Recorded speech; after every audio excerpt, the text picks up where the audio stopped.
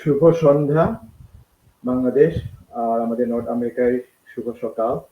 আজকে আমরা একটু দেরিতে শুরু করেছি। আমি জানি বাংলাদেশে একটু রাত হয়ে গেছে, রাত ৯টা। তারপরেও আমরা ভাগ্যবান এবং আমি বলবো যে আমরা খুবই কি বলবো আহ, আমরা খুব আপ্লুত যে আমরা ডক্টর সাইমন জাকারিয়াকে পেয়েছি আজকে আমাদের এই অনুষ্ঠানে। এই আদিবাসী সাহিত্য এবং ভাষা সাহিত্য নিয়ে অনুষ্ঠান।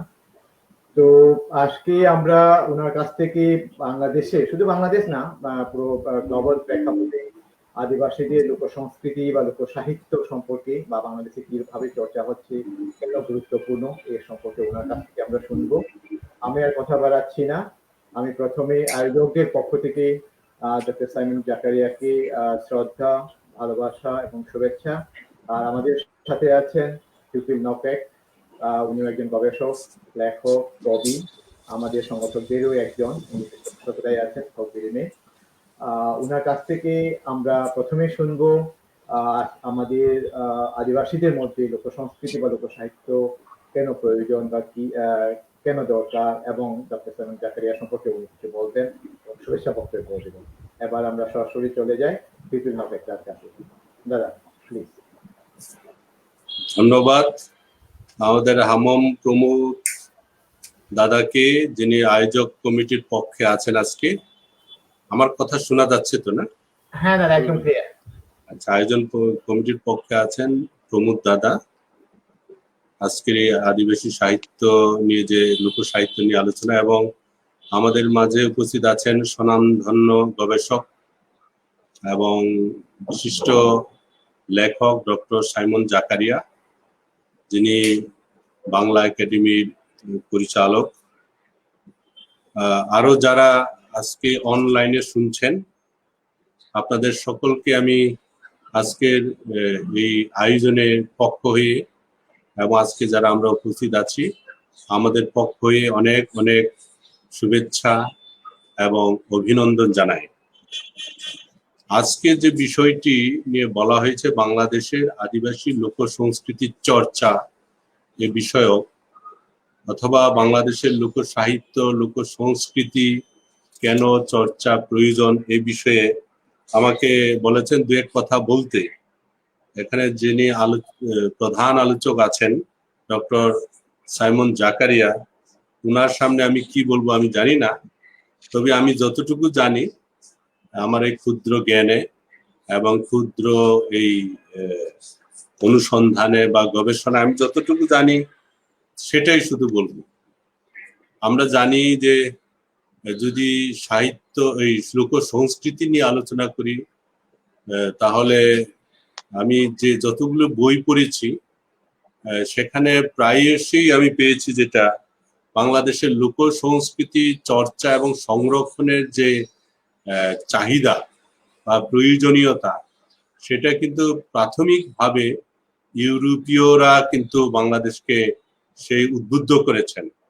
বিশেষভাবে বাংলাদেশে যে উপনিবেশিক যে যুগ, সেই যুগেই কিন্তু বাংলাদেশের এই লোক সংস্কৃতিকে সংরক্ষণের যে ইতিহাস সেটা গড়ে ওঠে। আর আরো দেখি যে বাংলাদেশে যে সমস্ত সংস্কৃতি এখানে বা সংস্কৃতায়ন হয়েছে, আমি ডক্টর ওয়াকিল আহমেদ, ওনার যে পিএইচডি থিসিস বাংলার লোক সংস্কৃতি, ওখানে আমি কিছুটা পেয়েছি যে বাংলাদেশে কিভাবে এই এলাকার আদিবাসী বা উপজাতি, উনি অনেকবারই উপজাতি কথাটা ব্যবহার করেছেন, তাদের যে সংমিশ্রণে এবং আদিবাসী উপজাতির সংস্কৃতি, লোক সংস্কৃতি বা যত কাহিনী বা তাদের নাট্য কাহিনী, তাদের সংমিশ্রণে ধীরে ধীরে এই বাংলার আবহমান কালে একটা সংস্কৃতি দাঁড়িয়েছে। এটা ওনার কথা বলেছেন যে সেইভাবে দাঁড়িয়েছে, এবং আজ একটা সমৃদ্ধ রূপ আমরা দেখতে পাচ্ছি। আজকে যে বিষয়টা আদিবাসী লোক সংস্কৃতি, আমি গারো সম্প্রদায়ের, যেহেতু মূলত আমার প্রধান গবেষণা বা আমার লেখালেখিটা গারোদেরকে কেন্দ্র করেই বেশি হয়েছে বা আমি চর্চা করেছি। কিন্তু পাশাপাশি আমার বাংলাদেশের অন্যান্য আদিবাসীদেরও মানে কিছু কিছু পড়ার সুযোগ হয়েছে বা কিছু কথা বলার সুযোগ হয়েছে। বাংলাদেশে এই আদিবাসী জনগোষ্ঠী এই বাংলার আবহমান কাল থেকেই কিভাবে লোক সংস্কৃতির চর্চা করেছে সেই বিষয়গুলো যদি আমরা দেখি, যদি গারোদের কথাই বলি, গারোদের কিন্তু প্রায় ৭,৫০০ বছরের কিছু ইতিহাসের প্রামাণ্য পাওয়া যায় বা কিছু পৌরাণিক কাহিনী পাওয়া যায়। আবার খ্রিস্টপূর্ব ৩৫০০ বছর আগে বা ২৫০০ বছর আগেরও কিছু কিছু মানে পৌরাণিক কাহিনী উল্লেখ পাওয়া যায়। এটা শুধু গারোদের কথা বললাম। তদ্রুপ বৃহত্তর ময়মনসিংহ আমরা যেগুলো দেখি, গারো, হাজং, কোচ, বর্মন, ঢালু, বানাই, এই ৭টি আদিবাসী জনগোষ্ঠী আছে বৃহত্তর ময়মনসিংহে। এই তাদের যে নিজস্ব সংস্কৃতি, এটা কিন্তু মানে ধীরে ধীরে বিকশিত হয়েছে। বিকশিত এই জন্যই বলছি যে তারা নিজেরা যেটা চর্চা করত, নিজেরা যেটা তাদের ধারণ করত, সেটা কিন্তু অন্যান্য জাতিগোষ্ঠীরা সেটা জানার সুযোগ পেয়েছে। এর জন্য আমি বলছি বিকশিত। আসলে এই সংস্কৃতিটা অনেক দিন আগে থেকেই তারা হাজার হাজার বছর ধরে চর্চা করেছে। ধরি যে কৃষি ব্যবস্থা, গারোদের কৃষি ব্যবস্থা, গারোদের যে পূজা পার্বণ বা তাদের যে বিভিন্ন আচার অনুষ্ঠান সবকিছুই কিন্তু কৃষিকে কেন্দ্র করে হয়েছে। তদ্রুপ হাজংদেরও কিন্তু একইভাবে কৃষিকে কেন্দ্র করেই হয়েছে। অন্যান্য আদিবাসী গোষ্ঠীও কিন্তু যারা পাহাড়ি অথবা সমতল বা যারা গিরি বা উপত্যকা যেখানেই বসবাস করুক না কেন, তারা কিন্তু কৃষি এবং তাদের শিকার, তাদের খাদ্যের অন্বেষণ, এগুলোকে কেন্দ্র করেই কিন্তু লোক সংস্কৃতি তাদের চর্চা হয়েছে।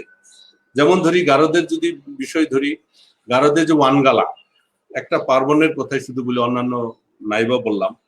ওয়ানগালাটা কিভাবে সৃষ্টি হয়েছে? ওয়ানগালা হলো যে যখন ফসল তারা মাঠ থেকে বা জমি থেকে সংগ্রহ করেছে, তে মিশি শালজংকে ধন্যবাদের জন্য বা থ্যাঙ্কস গিভিং যে অনুষ্ঠান, এই ধন্যবাদের জন্য কিন্তু ওয়ানগালা উৎসব তারা আয়োজন করেছে। তার মানে এই সংস্কৃতি, লোক সংস্কৃতি দাঁড়িয়েছে এই কৃষিকে কেন্দ্র করে। এরকম অন্যান্য জাতি গোষ্ঠী বিষয়ে হাজংদেরও অনেক পার্বণ বা উৎসব কিন্তু এই কৃষিকে কেন্দ্র করে। এর জন্য এই কৃষি ব্যবস্থাপনায় এই আদিবাসীদের লোক সংস্কৃতি বা সংস্কৃতি যাই বলি না কেন, এটা খুবই গুরুত্বপূর্ণ। আমরা যখন বলি যে আদিবাসীদের ভূমি ব্যবস্থাপনা, ভূমি ব্যবস্থাপনা বিশেষভাবে দেখেছি গারোদের ভূমি ব্যবস্থাপনা সবসময় একটা কমন প্রপার্টি হিসাবে হয়েছে। মানে এটা কোনো ব্যক্তিগত প্রপার্টি না। একটা পাহাড়, যেমন নকরেক, আমি নকরেক, এই নকরেকদের এই পাহাড় মানে নকরেক মাহারি, এটা কিন্তু আমি থিওপিল নকরেক আমার একার না, বা আমি বাবুল নকরেক আমার একার না, এরকম এটা কিন্তু আমার মাহারি প্রপার্টি। আমি চাইলেই সে প্রপার্টি বিক্রি করতে পারবো না, আমি চাইলেই সে প্রপার্টি অন্যকে হস্তান্তর করতে পারবো না। আমার মানব বা মাহারি তারা সেটা সিদ্ধান্ত নিয়ে যা করার করবে। এটাও কিন্তু একটা লোক সংস্কৃতি মানে চলে এসেছে। এরকম অনেক লোক সংস্কৃতি আছে, যেমন যত পূজা পার্বণ, পূজার মধ্যে বিভিন্ন দেব দেবতার, যেমন প্রকৃতিকেই সাধারণত গারোরা বেশি পূজা করেছে। প্রকৃতি মানে গাছ, পাহাড়, তারপর ঝর্ণা, সূর্য, চন্দ্র, এইগুলোকে বেশি প্রাধান্য দিয়েছে। মানে তাদের মধ্যে এই বিশেষভাবে গারোদের মধ্যে এই তাদের প্রতি যে একটা মানে বলতে পারি অর্চনা বা তাদের প্রতি আনুগত্য, এটাকে প্রকাশ পেয়েছে। আমি যেটা আমার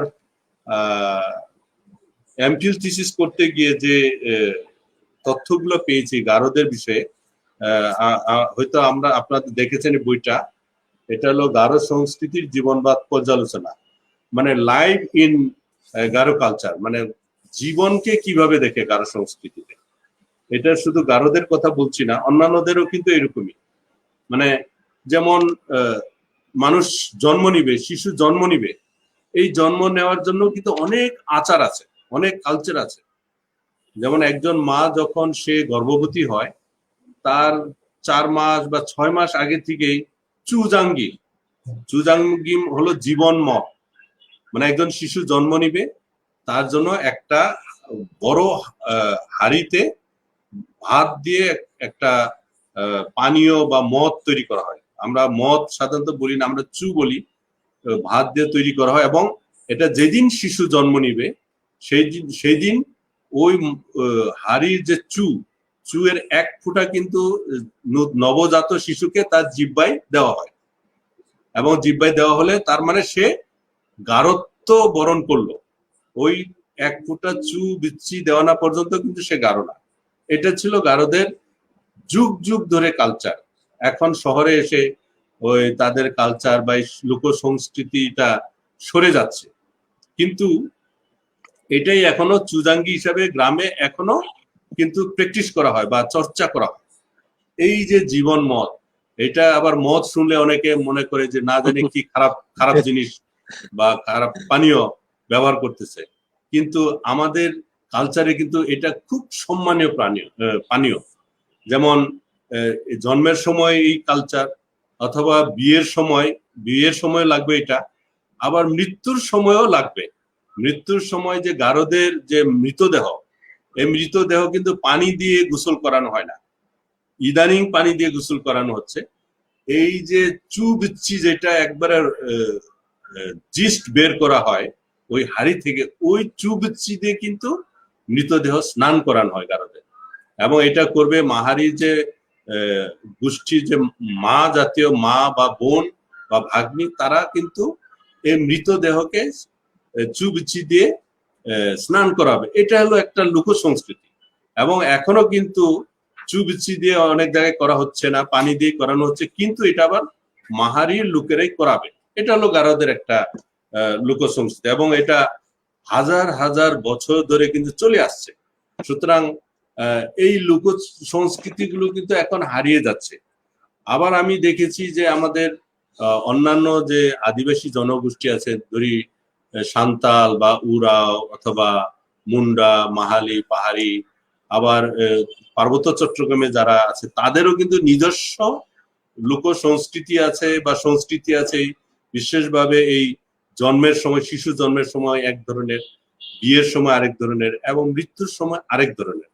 এইগুলো আমি পেয়েছি। আর এছাড়াও কিন্তু আমাদের লোক সংস্কৃতির যেমন বিভিন্ন নৃত্য, প্রত্যেকটা বাংলাদেশে যে প্রায় 50টার অধিক, কেউ বলে 57টা, কেউ বলে 50টা, 52টা, এরকম যাই বলি না কেন, এই 50টার অধিক যে আদিবাসী জনগোষ্ঠী আছে, সবাই কিন্তু তার নিজস্ব সংস্কৃতিতে বেড়ে উঠছে। নিজস্ব সংস্কৃতি বলতে নিজস্ব ভাষা, নিজস্ব খাদ্য, নিজস্ব পানীয়, নিজস্ব পোশাক, নিজস্ব যুদ্ধ অস্ত্র বা ব্যবহার্য কাপড় চোপড়, মানে পোশাক যেগুলি বলি, অলংকার, সব কিন্তু নিজস্ব আছে তাদের। যদিও শহরে এসে আমরা অনেক সময় দেখছি যে আমরা অন্যের পোশাক পরিচ্ছদ ব্যবহার করছি, আধুনিক পোশাক পরিচ্ছদ ব্যবহার করছি, কিন্তু প্রত্যেকটা জাতি গোষ্ঠীরই নিজস্ব ব্যবহার্য এই সংস্কৃতির অঙ্গ বা উপাদান রয়েছে, আমরা সেইগুলি দেখতে পাই। কিন্তু যেটা আমাদের এখন বর্তমান চ্যালেঞ্জ হয়ে দাঁড়াচ্ছে, সেটা হলো আমরা আমাদের ভাষাকে চর্চা করতে পারছি না। আমরা আমাদের যে পোশাক পরিচ্ছদ সেটাকে ধরে রাখতে পারছি না, কারণ এটা উৎপাদন করতে গেলে যে ব্যয়বহুল বা যে সুযোগ সুবিধা দরকার, যে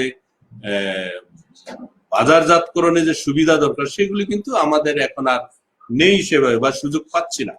আরেকটা হলো আমরা এই বিশেষভাবে যে নৃত্যের কথা বলছেন, নৃত্য পরিবেশন করতে গেলে আমাদের যে সমস্ত বাদ্যযন্ত্র দরকার, যে সমস্ত পরিবেশ দরকার, বা এই যে পূজা পার্বণ দরকার, সেগুলো কিন্তু আমরা করতে পারছি না।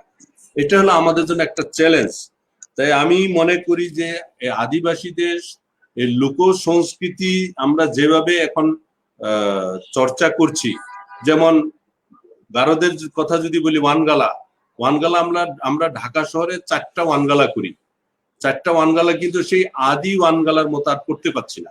এটা সিম্বলিক হিসাবে করছি, যদিও অন্যান্য বিশেষভাবে নাচ গান থাকছে, কিন্তু আদি ওয়ানগালা যেভাবে পুরোহিত বা খামাল যেভাবে আয়োজন করতেন সেভাবে কিন্তু করা যাচ্ছে না, যেহেতু আমরা এখন অনেকেই খ্রিস্টান হয়ে গেছি বা অনেকেই আধুনিক শিক্ষায় শিক্ষিত হয়ে গেছি। আমাদের অনেক সংস্কৃতিকে আমরা হয়তো কেউ কেউ সেইভাবে নিজেরা আর ধরে রাখছি না। আবার যদি দেখি, আমি মনে করি ডক্টর সাইমন জাকারিয়া, যেহেতু উনি বিভিন্ন জাতিগোষ্ঠী নিয়ে গবেষণা করে, উনি আরো কিছু বলবেন। আমি এজন্য বিস্তারিত অন্যান্য জাতিগোষ্ঠীর বিষয়ে বলতে পারছি না বা বলতে চাচ্ছি না স্বল্প সময়ে। আমি শুধু এটুকু বলতে চাই, সংস্কৃতি যে বড় উপাদান ভাষা, এই ভাষাকে যদি আমরা ধরে রাখতে না পারি, এই আদিবাসী জনগোষ্ঠী, হয়তো একদিন আমাদের এই সংস্কৃতিও হারিয়ে যাবে। কারণ ভাষা হলো প্রধান উপাদান সংস্কৃতির, অন্যান্য উপাদানগুলো হলো এরপরে আসে। যেমন এখন কোচ ভাষা কিন্তু হারিয়ে গেছে বললেই চলে, যদিও সামান্যভাবে চর্চা করা হচ্ছে। রাংটিয়াতে দেখি, আমাদের শেরপুরের ঝিনাইগাতি রাংটি এলাকায় তারা এখনো ব্যবহার করে, কিন্তু এই ভালুকা, সখীপুর, গাজীপুর, কালিয়াকুর ওই এলাকার কোচ যারা আছেন তারা কিন্তু আর ভাষা বলতে পারেন না। হয়তো যারা একান্তই অনেক বয়স্ক তারা বলে যে হ্যাঁ আমাদের ভাষা ছিল, ও অল্প স্বল্প বলতে পারেন, কিন্তু হারিয়ে ফেলছে। তাহলে এই যে সংস্কৃতির বড় উপাদান কিন্তু আমরা হারিয়ে ফেলছি। গারোদেরও কিন্তু পুরোপুরি আর সব জায়গায় গারো ভাষা সংরক্ষণ নাই। তদ্রুপ অন্যান্য ভাষাভাষীদেরও, যাদের কারোর লিপি আছে বই নাই, অথবা কারোর নিজেরা বই লিখে লিপি নাই। লিপি বলতে আমরা বর্ণমালা বলি, যেটা গারোদের কিন্তু বর্ণমালা নাই। আমরা রোমান অক্ষরে লিখি, কেউ বাংলা অক্ষরে লিখি, মানে এক একজন এক একভাবে চর্চা। যদিও রোমান অক্ষরটা অনেক বছর, প্রায় 150 বছর আগে থেকে স্বীকৃত। ভারতে যে 8 লক্ষ বা 9 লক্ষ গারো আছে, তারা কিন্তু রোমান অক্ষরে সেটা চর্চা করছে। তাদের ইউনিভার্সিটি স্টাডি, যেটা NEHU university, north eastern hills university, সেখানে কিন্তু মাস্টার ডিগ্রি, পিএইচডি ডিগ্রি কিন্তু গারো ভাষায় হচ্ছে, এবং সেটা রোমান অক্ষরের চর্চা। আমি বলি সেটাও সমস্যা না যদি আমরা চর্চা করি। যেমন ইউরোপের অনেক ভাষার নিজস্ব বর্ণমালা নেই, তারা রোমান অক্ষরই ব্যবহার করছে, সেটা চলছে। সেটা আমি মনে করি যে আমাদের যে ভাষাগুলো একবারে হারিয়ে যাচ্ছে, সেগুলো যদি আমরা বাংলা অক্ষরে হোক বা রোমান অক্ষরে যেভাবে হোক আমরা যদি সংরক্ষণ করতে পারি, তাহলে আমাদের জন্য সহায়ক। অন্যথায় কিন্তু আমরা হারিয়ে ফেলবো। সংস্কৃতির প্রধান অংশ আমি মনে করি এখনো ভাষার সঙ্গে সাহিত্য নিয়ে আমি এর আগেও বলেছিলাম, আমাদের সাহিত্য চর্চার যে সুযোগগুলি অনেক কমে গেছে, আমরা হারিয়ে ফেলছি, বা আগের লোক সাহিত্যগুলো বা পৌরাণিক কাহিনীগুলো আমরা সেভাবে, যেগুলি মৌখিক চলে এসেছিল, সেগুলি ধরে রাখতে পারিনি। আমি মনে একটু লম্বা বলে ফেলছি। আসলে যেমন ময়মনসিংহ গীতিকা যদি বলি, ময়মনসিংহ সাহিত্যের মানে অনেক কেন্দ্রবিন্দু বলা চলে। সেখানেও কিন্তু অনেক সাহিত্য কিন্তু বাংলা সাহিত্য কিন্তু ওরালি বা মৌখিক ভাবে কিন্তু চলে এসেছে। আমি মনে করি যে আদিবাসীদের সাহিত্য বা লিটারেচারও কিন্তু অনেকেই মৌখিকভাবে চালিয়ে আছেন হাজার হাজার বছর ধরে। তা আমি মনে করি এই সাহিত্যগুলো, এই পৌরাণিক কাহিনীগুলো আমরা যাতে ধরে রাখতে পারি, মানে আমাদের চর্চার মধ্যে রাখতে পারি, আমাদের ডকুমেন্টেশন বা আমরা বই আকারে বা কোনো তথ্য আকারে, গবেষণা আকারে যাতে ধরে রাখতে পারি। তা আমি আর বাড়াতে চাই না, আমি শুধু বলতে চাই আদিবাসী সাহিত্য, সেটা চাকমা, মারমা, ত্রিপুরা বা সান্তাল, উরাও, গারো, মণিপুরি, খাসিয়া যেই হোক না কেন, এই সাহিত্যগুলো বা লোক সংস্কৃতিগুলো যদি ধরে রাখতে চায়, সরকারি পৃষ্ঠপোষকতা জরুরিভাবে প্রয়োজন। আমি এখনো প্রশ্ন করি, আমাদের যে মাতৃভাষা ইনস্টিটিউট আছে তাদের কতটুকু মানে সেই উদ্যোগ। আমি ব্যক্তিগতভাবে কোনোদিন সেখানে আহ্বান পাইনি। আমি নিজে কয়েকবার গিয়েছি, কিন্তু কোনোদিন আমাদেরকে আহ্বান করেন নাই, বা কোনোদিন আমাদেরকে ডাকেন নাই, বা চর্চা হচ্ছে কিনা আমরা জানি না। কারণ সেভাবে পত্র পত্রিকায় যেভাবে আসছে, সেই চর্চা যেভাবে হওয়ার কথা সেভাবে আসছে না।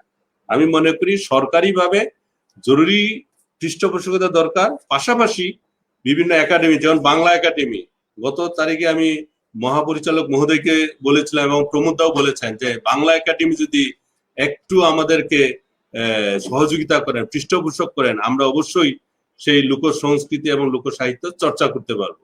আমি এখানেই থামতে চাই। ধন্যবাদ জানাই আমাকে আবারও সুযোগ দেওয়ার জন্য। আমি শ্রদ্ধেয় ডক্টর সাইমন জাকারিয়ার কথা শোনার জন্য অধীর আগ্রহে আছি।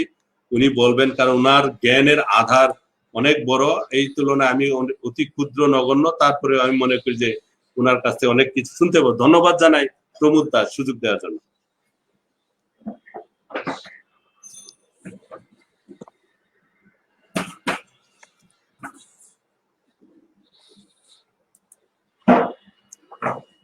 মিউট করা আছে প্রমোদ দা, মিউট করা আছে।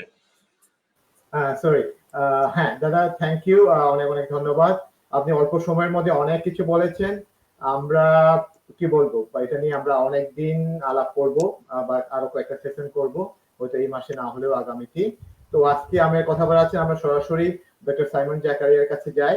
ওনার অনেক গুণ, আমি শুধু কয়েকটুকু বলি। এখন বাংলা একাডেমিতে তো আছেনই, পাশাপাশি শিকাগো বিশ্ববিদ্যালয় ভিজিটিং স্কলার হিসেবে আছেন, তারপরে গবেষণা তো করেই যাচ্ছেন। উনি শুধু আমাদের লোক গবেষক বা ফোকলোর নিয়েই না, উনি নাট্য বিষয়েও আমরা বলছি বাংলাদেশের একজন পুরোধা। তো যাই হোক, ওনার কাছে আমরা যাই, দর্শকরা অধীর আগ্রহে আছেন ওনাকে শোনার জন্য। ডক্টর সাইমন জাকারিয়া, আমরা গর্বিত আপনাকে পেয়ে। ধন্যবাদ। বিদ্ধভাবে আপনাকে জানাচ্ছি, একটু কিছু দিয়ে ধোকা দিয়ে শুরু করেন প্লিজ। হ্যাঁ, জয় গুরু। জয় গুরু। সবাইকে আন্তরিকভাবে ধন্যবাদ এবং কৃতজ্ঞতা জানাই। বিশেষ করে আমাকে যার মাধ্যমে আপনারা পেয়েছেন তাকে বিশেষভাবে কৃতজ্ঞতা জানাবো, মিঠুন রাকসামকে। তারপরে অবশ্যই হাম্মাম প্রমোদ দার সঙ্গে দীর্ঘদিন ধরে আমার ভার্চুয়ালি একটু মেসেজ চালাচালি বিভিন্ন বিষয় নিয়ে হচ্ছিল কথা। মানে আমাদের এখানে যে গবেষণার যে দৃষ্টিভঙ্গি প্রয়োজন সেখানে অনেক খামতি রয়েছে। আর একটু আগে যে থিওফিল নকরেক অসাধারণভাবে আমাদের দেশের আদিবাসীদের সাংস্কৃতিক ঐতিহ্য সম্পর্কে খুব সুন্দরভাবে বললেন। আসলে জীবনের সঙ্গে কিভাবে তাদের লোক ঐতিহ্য বা সাংস্কৃতিক ঐতিহ্য যুক্ত আছে সেটা আমরা অনেকে বাইরে থেকে ভাবি না বা দেখি না। কারণ প্রত্যেকটা বিষয়ই কিন্তু তার জীবনের অংশ। মানে সংস্কৃতির কোনো কিছু কিন্তু জীবনের বাইরে নয়। যেমন তারা একটা চুর মতো একটি পানীয়, যেটাকে আমি মনে করি মদ বলা উচিত নয়, চুই বলা উচিত। কারণ সেটা তাদের একটা পবিত্র আহ, আহ, উম, পবিত্র বিষয়। কারণ পবিত্র এতটাই যে ওটা জন্ম থেকে শুরু করে একদম মৃত্যু পর্যন্ত ওইটার প্রয়োজনীয়তা রয়েছে। এবং সেটা কোনো অন্য কোনো মানে সায়েন্স টেকনোলজি দিয়ে তারা তৈরি করেন না। তাদের নিজস্ব একটি লৌকিক জ্ঞান থেকে এই এই তৈরি করার পদ্ধতি তারা শিখেছেন এবং সেটাকে তারা ধরে রেখেছেন। সেটাকে অবশ্যই গুরুত্ব দিই। আর আমার সম্পর্কে অনেক বাড়িয়ে বাড়িয়ে বলা হলো, আমি তেমন কেউ না, কিছু না। আমি শুধু একজন সামান্য পর্যবেক্ষক। আর আমার দেখাটা দুই রকম ভাবে। একটি প্রমোদ দা তো বলছেন যে আমি নাট্যকার। আমি প্রথমে শুরু করব আমার নাটকের একটা ডায়লগ দিয়ে। আমার একটি নাটক আছে, সেটা হয়তো যারা একটু খোঁজ রাখেন জানেন, আদিবাসীদের নিয়ে, আদিবাসীদের অধিকার নিয়ে, আদিবাসীদের বঞ্চনা লঞ্চনার ইতিহাস নিয়ে। যে বাংলাদেশের একটি স্বাধীন রাষ্ট্রে আমিও একজন বাঙালি, কিন্তু বাঙালিরাই কিভাবে এই দেশের অন্যান্য জনগোষ্ঠীর উপরে কি পরিমাণ নিগ্রহ এবং কি পরিমাণ নির্যাতন করে থাকে তার একটি দৃষ্টান্ত ছিল। আমার একটি নাটক আছে, সেটা হলো যুগান্তর রপালো নাচি। এই নাটকটার একটা একটা দৃশ্য আসে, বাংলাদেশের সব আদিবাসী গোষ্ঠীদেরই পরিচয় এই নাটকের ভিতরে আসে। একদম সমতলের আদিবাসী থেকে শুরু করে একদম কল্পনা চাকমার ওই ঘটনা পর্যন্ত, শেষ পর্যন্ত সেনাবাহিনীর সঙ্গে একটা ডায়লগ হয়। এইসব নিয়ে আমাদের সংবিধান নিয়েও প্রশ্ন আছে, কিন্তু এই নাটকটা কেউ মঞ্চে আনার সাহস আজও পায়নি। কিন্তু নাটকটার একটি ডায়লগ আমি লিখি, আমি বহুবার কারামে অংশ নিই, ওরাও এবং অন্যান্য আদিবাসী গোষ্ঠীদের কারাম উৎসব, যেটা বৃক্ষ পূজা করে তারা। তো বৃক্ষ পূজার সময় তারাও একটু ওই চু জাতীয় এক ধরনের ভাত দিয়ে তৈরি, ভাত এবং গাছরা দিয়ে তৈরি এক ধরনের পানীয় পান করে। এবং পানীয় পান করার পরে একটা সংলাপ দেয় যে একটু ওদের ভিতরে দ্বন্দ্ব হয় যে বাঙ্গাল মুই আর কহবু না, কহবু মোর চ্যাটের বাল। তারা আমাদের সব জমি দখল করে নিয়ে আমাদেরকে বলে ট্রাইবাল। বাঙ্গাল মুই আর কহবো না, কহবো আমার চ্যাটর বাল। তা আমি এই সংলাপটা লিখি, আমার এখনো গায়ের লোম দাঁড়িয়ে যাচ্ছি। লেখার পরে আমি 3 রাত ঘুমাতে পারিনি। আমি তো আমার নিজেকেই গালি দিয়েছি এই নাটকে, কিন্তু আমার নিজেকে গালি না দিয়ে উপায় ছিল না, কারণ আমি আদিবাসীদের সেই আহ নিগ্রহের কথা দেখেছি। যখন আহ নওগাঁতে সাঁওতাল পল্লীতে বিদ্রোহ হয়েছিল সেই এই এই শতাব্দীর আগে, সেই সময় আমি প্রত্যক্ষদর্শী ছিলাম সেই অঞ্চলের, এবং সেই গ্রামে আমি গিয়েছি, এবং সেই আবেগটা আমার ভিতরে কাজ করেছিল, এবং সেই গ্রামেই কারাম উৎসবে অংশ নিয়েছিলাম। যাই হোক, আমি যে বিষয়গুলো নিয়ে একটু আলোচনা করতে চাই, আমাদের দেশের আদিবাসীদের সাংস্কৃতিক ঐতিহ্যের পাঠ আমি যেভাবে দেখি বা করি। একটু আগে প্রমোদদা বলেছেন যে আমি ইউনিভার্সিটি অফ শিকাগোর ভিজিটিং স্কলার। আমার সৌভাগ্য হয়েছিল আসলে আদিবাসীদের একটি বিশেষ ঐতিহ্য নিয়ে একটি ক্লাস লেকচার দেওয়া ইউনিভার্সিটি অফ শিকাগোর মিউজিক ডিপার্টমেন্টের মিউজিকোলজি ডিপার্টমেন্টের সেশনে। সেখানে আমি মূলত, আমার একটি বই আছে জানেন সবাই, প্রাচীন বাংলার বুদ্ধ নাটক। কিন্তু প্রাচীন বাংলার বুদ্ধ নাটক আমি আমি বলতে চাই না। আমি মনে করি কোনো ট্রেডিশনই একদম শেষ হয়ে যায় না, কোনো না কোনো ভাবে তার অস্তিত্ব থাকে। বাংলাদেশে কোথাও না কোথাও আমরা যে বুদ্ধ নাটকের কথা, সেই নাচন্তি বাজিল গান্তি দেবী বুদ্ধ নাটক বিসমা হই চর্যাপদে পেয়েছিলাম, সেই বুদ্ধ নাটকের অস্তিত্ব নিশ্চয়ই বাংলাদেশের কোথাও না কোথাও আছে। যেহেতু বাংলাদেশে এখনো অনেক সংখ্যক বুদ্ধিস্ট আদিবাসীদের বসবাস আছে, সেটা সন্ধান করতে করতে করতে করতে আমি দীর্ঘদিন পরে একটি রিচুয়ালের সন্ধান পাই। সেটা চাকমা আদিবাসীদের শ্রাদ্ধের অনুষ্ঠানে তারা একটি বৌদ্ধ কীর্তন করে। সেটাকে সিদ্ধার্থের গৃহত্যাগ, রাজা অঙ্গুলিমান বা রাজা অশোকা, এইসব পালা তারা করেন। কিন্তু এই পালাগুলো দেখা একটু কঠিন, কারণ এটা শুধু রিচুয়াল, যেহেতু এটা শুধু কৃত্যের অনুষ্ঠানে হয়, তাই যখন তখন আমি চাইলেই দেখতে পারি না, আমাকে অপেক্ষা করতে হয়। কেউ একজন মারা গেলে, এবং তার অর্থনৈতিক অবস্থানও ভালো হতে হবে, কারণ একটি আহ চাকমা কীর্তন, একটু বৌদ্ধ কীর্তন অর্গানাইজ করতে গেলে প্রায় 40-50 জন সদস্যের একটি নাটকের দল সেটার সঙ্গে যুক্ত হয়। এবং সেই নাটকের দলগুলো কিন্তু তাদেরকে খাওয়াতে হয়, তাদেরকে কিছু সম্মানী দিতে হয়। সেটা কোনো সাধারণ গরিব আদিবাসীদের পক্ষে দেওয়া সম্ভব নয়। যাদের একটু অর্থনৈতিক অবস্থা ভালো আছে তারাই এই পালাটা আয়োজন করতে পারে। তা আমি 3 বছর অপেক্ষা করার পরে এই পালাটার দেখার সুযোগ পাই একটা শ্রাদ্ধের অনুষ্ঠানে। এবং সেখানে আমি যে দেখি যে একদম আমরা চর্যাপদে যেভাবে বর্ণনা পাই বুদ্ধ নাটকের কাঠামোটা কেমন ছিল, এবং আমাদের সেটার যে ভাষা, সেই ভাষার সঙ্গে আমাদের মধ্যযুগের যে বৈষ্ণব কবিতার একটা সম্পর্ক, সেটাও পাই, এবং প্রাচীন বাংলা সাহিত্যের যে সম্পর্ক সেটা পাই। এবং সেটা দেখেই আমি আসলে একটি নতুন গবেষণার দিগন্ত আমার খুলে যায়। চাকমাদের ভিতরে যে প্রাচীন বাংলার বুদ্ধ নাটক তখন আমার কাছে হয়ে যায় সাম্প্রতিক বাংলাদেশের বুদ্ধ নাটক। যদিও এই যে বইটা দেখছেন কাভার, এই বইটা আমি আসলে এই রিপ্রিন্ট হয়েছে এবছরই। আমি চেয়েছিলাম যে রিপ্রিন্টের সময় সেটাকে আরো ইলাবোরেট করার জন্য, কিন্তু বাংলা একাডেমি কর্তৃপক্ষ জানালেন যে সেটা করতে গেলে বইটা অনেক বড় হয়ে যাবে, বরং ওটা নতুন একটা বই হোক। তো সেই গবেষণা পত্রের একটি প্রাথমিক অংশ আমি শিকাগো ইউনিভার্সিটিতে সঙ্গীত বিভাগে ক্লাস লেকচারে দিয়েছিলাম। সেটা আমার একটা সৌভাগ্য। সেটা সম্পূর্ণ রূপে আমার প্রত্যক্ষ অভিজ্ঞতার ভিত্তিতে আদিবাসীদের সংস্কৃতির ভিতরে কিভাবে আমাদের প্রাচীন বাংলা সাহিত্যের নিদর্শনের যে প্রবাহমান একটা ধারা প্রবাহিত হয়েছে, সেটা নিয়ে আমি কাজ করেছিলাম। তারপর আরেকটি বিষয় আমি বলতে চাই যে আদিবাসীদের লোক ঐতিহ্যের বিষয়গুলো আমরা যারা বাঙালি গবেষক তাদের জন্য খুবই গুরুত্বপূর্ণ হয়ে ওঠে। আজকে হামমদা বলছিলেন যে আদিবাসী, বিশেষ করে তার যে জাতিগোষ্ঠী আমাদের আহ মণিপুরী মণিপুরী আদিবাসী গোষ্ঠীদের সঙ্গে আমার অত্যন্ত বলা চলে আমিও ওই কমিউনিটির একজন হয়ে গেছি, এরকম একটি সম্পর্ক আছে সেখানে। অনেকের বাড়িতে আমি দীর্ঘদিন থেকেছি, সেই 1996 সাল থেকে কন্টিনিউয়াসলি প্রতি বছরই যেতাম। রাসে তো বহুবার গিয়েছি, মণিপুরীদের বিবাহ অনুষ্ঠানে গিয়েছি, মণিপুরীদের নটপালা দেখেছি, মণিপুরীদের মহাভারতের পারফরমেন্স দেখেছি, রামায়ণের পারফরমেন্স দেখেছি। আরো কত কিছু, কি বলবো, মানে জন্ম থেকে মৃত্যু পর্যন্ত সব ধরনের অনুষ্ঠানগুলো পর্যবেক্ষণ করার সুযোগ আমার হয়েছে। তো সেই কাজটা করতে যেও আমি 2004 সালের দিকে, 2003 বা 2003-এর দিকে আমি প্রথমে মনে হয় প্রথম আলোতে একটা কলাম দেখি এই নটপালা দেখার অভিজ্ঞতা নিয়ে।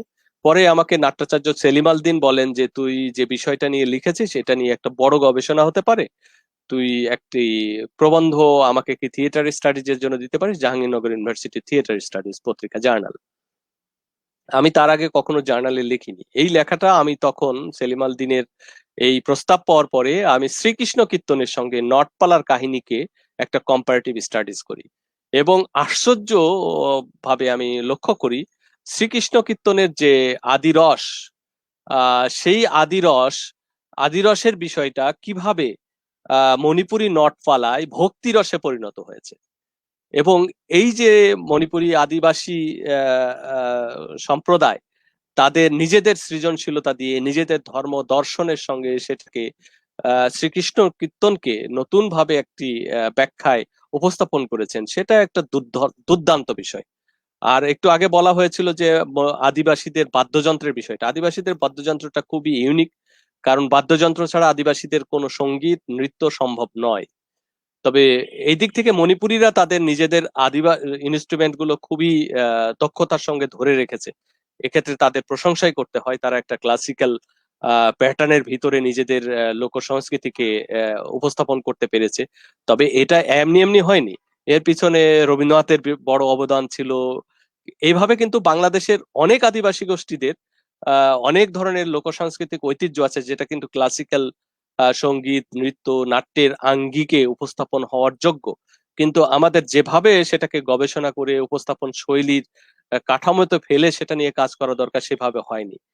আরেকটি বিষয় সেটা হলো যে আমরা দেখি, যেমন আমি মণিপুরী গোষ্ঠ আদিবাসীদের কথা বলছিলাম যে তাদের এত দিক আছে গবেষণার, যে মণিপুরী রাস নিয়ে আমি 10 বছর ফিল্ড ওয়ার্ক করেছি, এবং এদিকে মৈতৈ, এদিকে বিষ্ণুপ্রিয়া এবং তাদের স্বতন্ত্র ভাষা, সেটাও অভিভূত হওয়ার জন্য, যেমন আমি বাঙালি হিসাবে সেই ভাষাকে উদ্ধার করা একটি কঠিন কাজ, সেই কঠিন কাজকে আবার সফল করার জন্য মণিপুরী আদিবাসী দুই গোষ্ঠীর দুইজন রিসোর্স পার্সনের সাহায্য নিয়ে তাদেরকে দিয়ে হাতে কলমে লেখিয়ে নিয়ে আবার আমার সেই রাসধারীদের সঙ্গে বসে সেটাকে সংশোধন করে যেন পরবর্তীকালে গবেষকদের জন্য এটা কাজে লাগে, সেইভাবে কাজটা করা।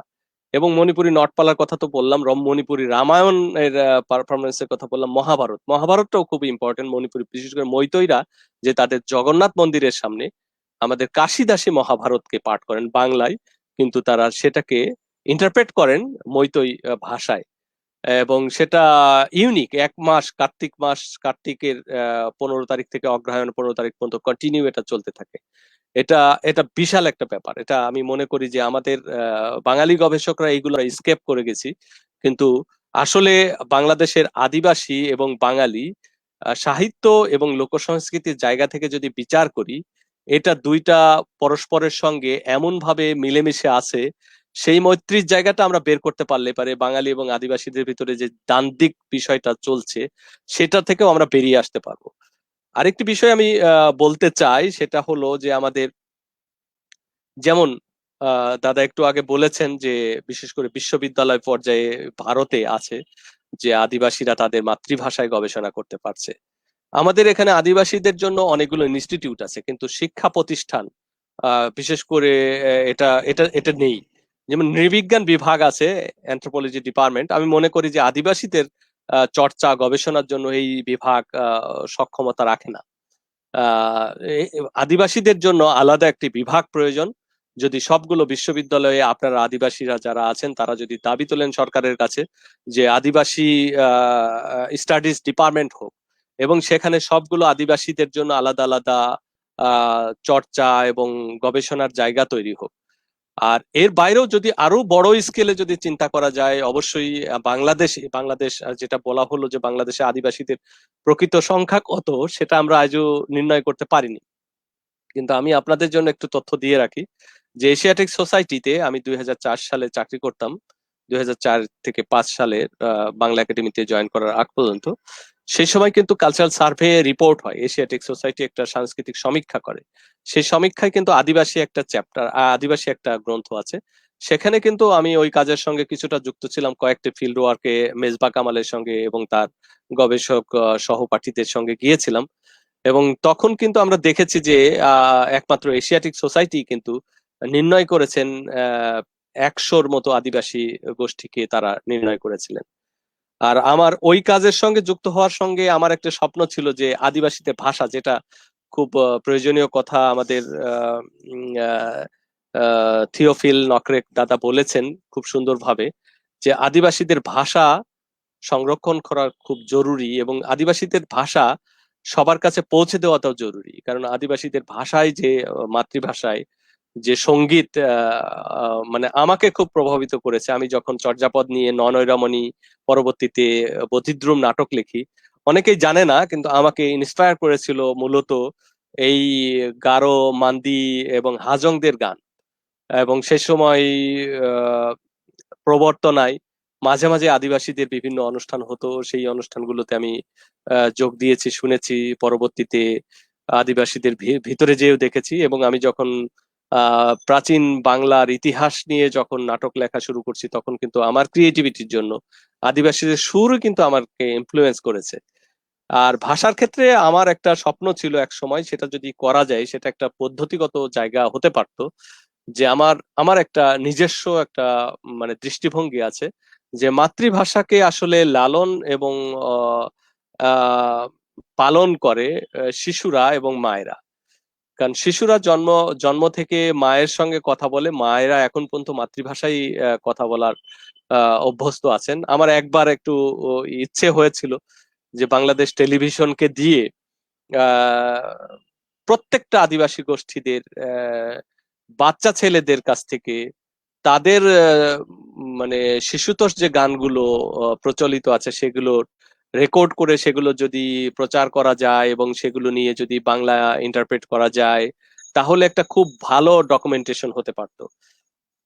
আর আমার গবেষণার বৈচিত্র্যের জায়গাটায় খুবই সাহায্য করেছিল। বিশেষ করে আমি মূলত পারফরমেন্স স্টাডিজ এর কাজ করি, বিশেষ করে কৃত্যমূলক পারফরমেন্স, রিচুয়াল পারফরমেন্সের জায়গা থেকে, যেমন মণিপুরীদের রাস আমার একটা লোভনীয় ক্ষেত্র, হাজংদের মহিষাসুর বধ, যেটা চৈত্র সংক্রান্তির সময়ে তারা বাড়ি বাড়িতে বিভিন্ন জায়গায় করেন। এবং বহুবার তাদের এই পারফরমেন্স দেখার সৌভাগ্য হয়েছে, আমি লিখেছি আমার বইতেও সেই বিষয়গুলো আছে। আর আদিবাসীদের এই বিষয়গুলো নিয়ে আসলে অনেক গবেষণার করার সুযোগ আছে। আমি কয়েকটা বই শুধু দেখাতে চাই আজকে আপনাদের জন্য, যারা আমার কথা শুনবেন, যে কোন কোন জায়গাগুলো আমাকে আকর্ষণ করে। যেমন যে বইগুলো আমি সংগ্রহ করেছি, প্রথমে আমি মিঠুন রাকসামের একটা বই দেখাবো, যে মান্দির জাতির পানীয় খাদ্য বৈচিত্র্য। বইটা দেখতে পাচ্ছেন নিশ্চয়। আমি এই বইটা পড়ে খুবই অভিভূত হয়েছে। আসলে আমাদের এখানকার খাদ্য অভ্যাস নিয়ে কাজ করাটা খুব জরুরি। এবং প্রত্যেকটা কমিউনিটির আলাদা আলাদা খাদ্য অভ্যাস আছে, তাদের চাষ পদ্ধতি, সেটা একটু আগে নকরেক দাদা বলেছেন। সেটা নিয়ে যদি আলাদা আলাদা ভাবে এই ধরনের বই প্রণয়ন করা যেত, তাহলে আমার মনে হয় খুব ভালো একটা ডকুমেন্টেশন হতো এবং আদিবাসীরা তাদের নিজেদের আইডেন্টিটির জায়গাটা মানুষকে দেখাতে পারতেন, জানাতে পারতেন। আরেকটি বই আমি দেখাবো, অনেক আগে প্রকাশিত হয়েছিল, চাকমা প্রবাদ। এটা এটা লিখেছিলেন দুলাল চৌধুরী, কলকাতার বিখ্যাত গবেষক, ফোকলোরিস্ট। এবং বুঝতেই পারছেন যে তিনি এই যে চাকমা প্রবাদ, পার্বত্য চট্টগ্রামে ফিল্ড ওয়ার্ক করে চাকমাদের কাছ থেকে সেই প্রবাদগুলো সংগ্রহ করে তার বাংলা ব্যাখ্যা এবং অনুবাদ ছেপেছিলেন এই বইয়ে। এরপরে আমি আরেকটি বই দেখাবো, আমার বন্ধু ডক্টর সাইম রানা লিখেছিলেন। এটাও কিন্তু আদিবাসীদের বাদ্যযন্ত্র নিয়ে, বিশেষ করে চট্টগ্রাম, পার্বত্য চট্টগ্রামের আদিবাসীদের বিভিন্ন বাদ্যযন্ত্র নিয়ে ফিল্ড ওয়ার্ক ধর্মী একটি বই। সেক্ষেত্রে বোঝা যাচ্ছে যে আদিবাসীদের বহু বিষয় নিয়ে কাজ হয়েছে কিছু কিছু, কিন্তু যেটা হওয়া দরকার সেটা এখনো হয়নি। যেমন আমি আরেকটি বই দেখাই, এটি উপজাতীয় সাংস্কৃতিক ইনস্টিটিউট করেছেন, পার্বত্য উপজাতিদের ভাষা ও সংস্কৃতি। আরেকটি বই আমি দেখাতে পারি, সেটা এটাও খুব ইন্টারেস্টিং, ত্রিপুরা পূজা পার্বণ, ত্রিপুরা জাতিগোষ্ঠীর। আরেকটি গ্রন্থ আমি দেখাতে চাই, পার্বত্য চট্টগ্রামের ক্ষুদ্র নৃগোষ্ঠীর ভাষা ও সাহিত্য। এটাও নৃগোষ্ঠী পরিষদ করেছেন। এছাড়া আদিবাসীদের অনেক কাহিনী আখ্যান আছে, যেগুলো তারা বিভিন্ন সময়ে গ্রন্থাকারে প্রকাশ করেছেন। এছাড়া আমি দেখাবো গারোদের সমাজ সংস্কৃতি নিয়ে একটি বইয়ের। আরো অনেক বই আছে। আমি আরেকটি বই, এই যে নৃত্য এবং সঙ্গীত নিয়ে। এখন এই বইগুলো আমি কেন দেখালাম সেটা একটু প্রশ্ন আসতে পারে। আসলে আহ বাংলাদেশকে আমরা যদি দেখতে চাই, বাংলাদেশকে শুধু বাঙালিদের নিয়ে নয়, শুধু আদিবাসীদের দিয়ে নয়, সমন্বিতভাবে দেখার চোখটা খুব জরুরি। যেমন আমি যখন বাংলাদেশের লোকনাটক বিষয়ে আঙ্গিক বৈচিত্র্য লিখি, সেখানে সেখানে কিন্তু আমি আদিবাসীদের বাদ দিয়ে কোনো কাজ করিনি। আমি চেষ্টা করেছি যে সবগুলো আদিবাসীদেরও যে নৃত্য সঙ্গীত নাট্য আছে সেগুলোকে যুক্ত করা, এবং মানে পরবর্তীতে সব ধরনের কাজে। কিন্তু মানুষের তো একটা সীমাবদ্ধতা থাকেই, কারণ আমি চাইলেই কিন্তু সব আদিবাসী গোষ্ঠীদের কাছে যেতে পারবো না, আর এটা কোনো একক ব্যক্তির কাজও নয়। এছাড়া এখন সম্প্রতি আমি যে কাজটা করছি অনেকদিন ধরে, যে আমাদের দেশের, সারা বাংলাদেশের ঐতিহ্যবাহী নৃত্য নিয়ে কোনো গবেষণামূলক কোনো গ্রন্থ নেই। সেই নৃত্য পরিবেশনার বৈচিত্র্য নিয়ে একটি গ্রন্থ প্রণয়নের আগ্রহ আছে। সেই আগ্রহ থেকে আসলে এই বইগুলো আমি সংগ্রহ করেছি। আর আপনাদেরও প্রত্যক্ষ অভিজ্ঞতার জন্য আপনাদেরও সবার সহযোগিতা লাগবে। আপনারা আমাকে অবশ্যই নিমন্ত্রণ করবেন। আমার চেষ্টা থাকবে অবশ্যই আদিবাসীদের সঙ্গীত, নৃত্য, নাট্য, কীর্ত যেখানেই পারি আমি অংশ নিতে, এবং তাদের সঙ্গে আমার ঐক্য তৈরি করতে, সেই জায়গা থেকে। আর আমি খুবই আজকে আশ্চর্য হয়েছে যে অনেকগুলো নতুন কথা আমি জানতে পেরেছি, যেমন আদিবাসীদের, এই যে আমাদের দেশের আদিবাসীদের সভ্যতার ইতিহাসকে আমরা বাংলাদেশকে ৫-৫০ বছরের ইতিহাসের ভিতরে সীমায়িত, কিন্তু বাংলাদেশ রাষ্ট্রের আহ, যে জন্ম, বা এই রাষ্ট্রের মানুষের দুঃখ দুর্দশার কথা আরো ১,০০০ বছর আগে আমরা জানতে পারি চর্যাপদে। কিন্তু তারও আগে, ৭,০০০ বছর আগে, এই দেশের আদিবাসীদের রূপকথা, লোককথা, কিংবদন্তি, এইসব জিনিসগুলো আছে। এবং সেগুলো নিয়ে কিন্তু গবেষণা করে আমাদের এই ভূখণ্ডের, বাংলাদেশ নামক যে ভূখণ্ড আছে, সেই ভূখণ্ডের পূর্ণাঙ্গ একটা ইতিহাস তৈরি করা যেতে পারে। এবং এই ইতিহাস শুধু আমাদের জন্য নয়, বিশ্ব ইতিহাসের জন্যই খুব জরুরি। কারণ আমরা যখন বাইরে যাই, দেশের বাইরে যখন আমাদের বক্তৃতা দিতে যাই, তখন কিন্তু আমরা কিন্তু ইউরোপিয়ান দর্শন, ইউরোপিয়ান ফিলোসফির কথা বললে তাদের কোনো মানে আকর্ষণের কোনো কারণ হয় না। কিন্তু আমি যখন আমাদের গারো, আমাদের হাজং, আমাদের মান্দি, আমাদের চাকমা, মারমা, ত্রিপুরা, মণিপুরি, বা সাঁওতাল, ওরাও, এদের কথা বলি, তখন কিন্তু তাদের জন্য একটা অসাধারণ একটা জ্ঞানের জগৎ, অসাধারণ একটা নতুন অভিজ্ঞতার বিষয় হয় সেই জায়গা থেকে। আর আদিবাসীদের ভাষা সংরক্ষণ এবং সংগ্রহের জন্য অবশ্যই আমার মনে হয় যে মাতৃভাষা ইনস্টিটিউট যে উদ্দেশ্য এবং লক্ষ্য নিয়ে প্রতিষ্ঠা পেয়েছে, সেই উদ্দেশ্য লক্ষ্যের জায়গায় মনে হয় এখনো তারা পৌঁছাতে পারেননি। হয়তো ভবিষ্যতে যাবেন। তাদের কিরকম গঠনতন্ত্র, কি ধরনের পরিকল্পনা আছে সেটাও আমি জানি না। কিন্তু আজকে আমাদের আলোচনার ভিতর দিয়ে যেসব প্রশ্নগুলো আসলো, সেসব প্রশ্নের ভিত্তিতে যদি কেউ ভবিষ্যতে একটি দাবি উত্থাপন করেন যে আন্তর্জাতিক মাতৃভাষা ইনস্টিটিউট, যেহেতু মাতৃভাষা শব্দটা এই ইনস্টিটিউটের সঙ্গে আছে, এই দেশের যত আদিবাসী নৃগোষ্ঠী আছে তাদের মাতৃভাষাগুলোকে অন্তত প্রামাণ্য দলিল করা এবং সেগুলোকে সুরক্ষার জন্য আন্তর্জাতিকভাবে যে নীতিমালা আছে তার আলোকে কাজ করা। কারণ বাংলাদেশ সরকার কিন্তু ইউনেস্কোর ইনট্যাঞ্জিবল কালচারাল হেরিটেজ যেটা আছে, যে ইউনেস্কোর যে সনদ, সেই সনদে কিন্তু স্বাক্ষরকারী একটি দেশ। সেই সনদে স্বাক্ষরকারী দেশ হিসেবেই কিন্তু এই রাষ্ট্রেরই দায়িত্বের ভিতরে পড়ে এই রাষ্ট্রের সকল সাংস্কৃতিক ঐতিহ্যকে সুরক্ষা করা। কিন্তু সুরক্ষা করার আগে প্রধান যে কাজটা, সেই কাজটা কিন্তু এখনো আমাদের হয়নি।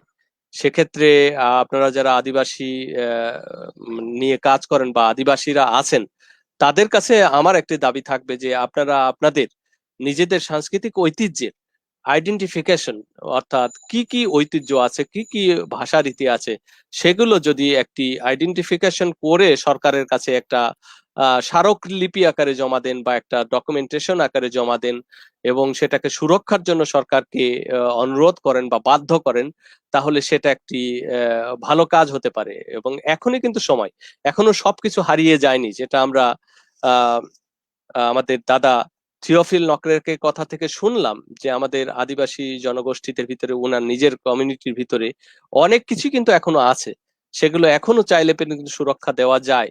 কিন্তু শিক্ষার, তথাকথিত আধুনিক শিক্ষার প্রসারে আদিবাসীরা তাদের নিজেদের ভাষা থেকে বিচ্ছিন্ন হয়ে যাচ্ছে, নিজেদের পোশাক থেকে বিচ্ছিন্ন হয়ে যাচ্ছে, নিজেদের সংস্কৃতি থেকে বিচ্ছিন্ন হয়ে যাচ্ছে। সেই বিচ্ছিন্ন হওয়ার জায়গাটা যেন একেবারে না হয়, সেটা যেন তারা নিজেদের সঙ্গে কানেক্টেড হয়ে তারা যেন আধুনিকতার চর্চা করে। আর আমার একটি নিজস্ব দর্শন আছে, যে আমরা মনে করি যে আসলে বাংলাদেশে আধুনিকতার সংজ্ঞা নির্ধারণ করা হয় নিজেকে পরিত্যাগ করে অন্যকে গ্রহণ করা, অর্থাৎ ইউরোপিয়ান হওয়া, আধুনিক শিক্ষায় শিক্ষিত হওয়া, সেখানে নিজেকে সম্পূর্ণরূপে বাতিল করে দেওয়া। কিন্তু আমি সারা পৃথিবীতে অন্তত 10টা দেশে গিয়েছি, অনেকেই হয়তো গিয়েছেন, দাদাও আছেন।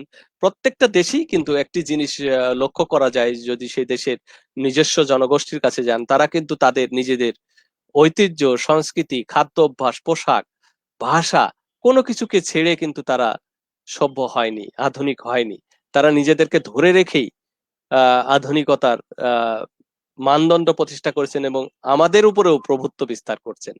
তার বড় প্রমাণ যদি ফ্রান্স বলি বা জার্মান বলি বা জাপান বলি বা চীন বলি, তারা কিন্তু সবাই তাদের মাতৃভাষাতেই সবকিছু করছে।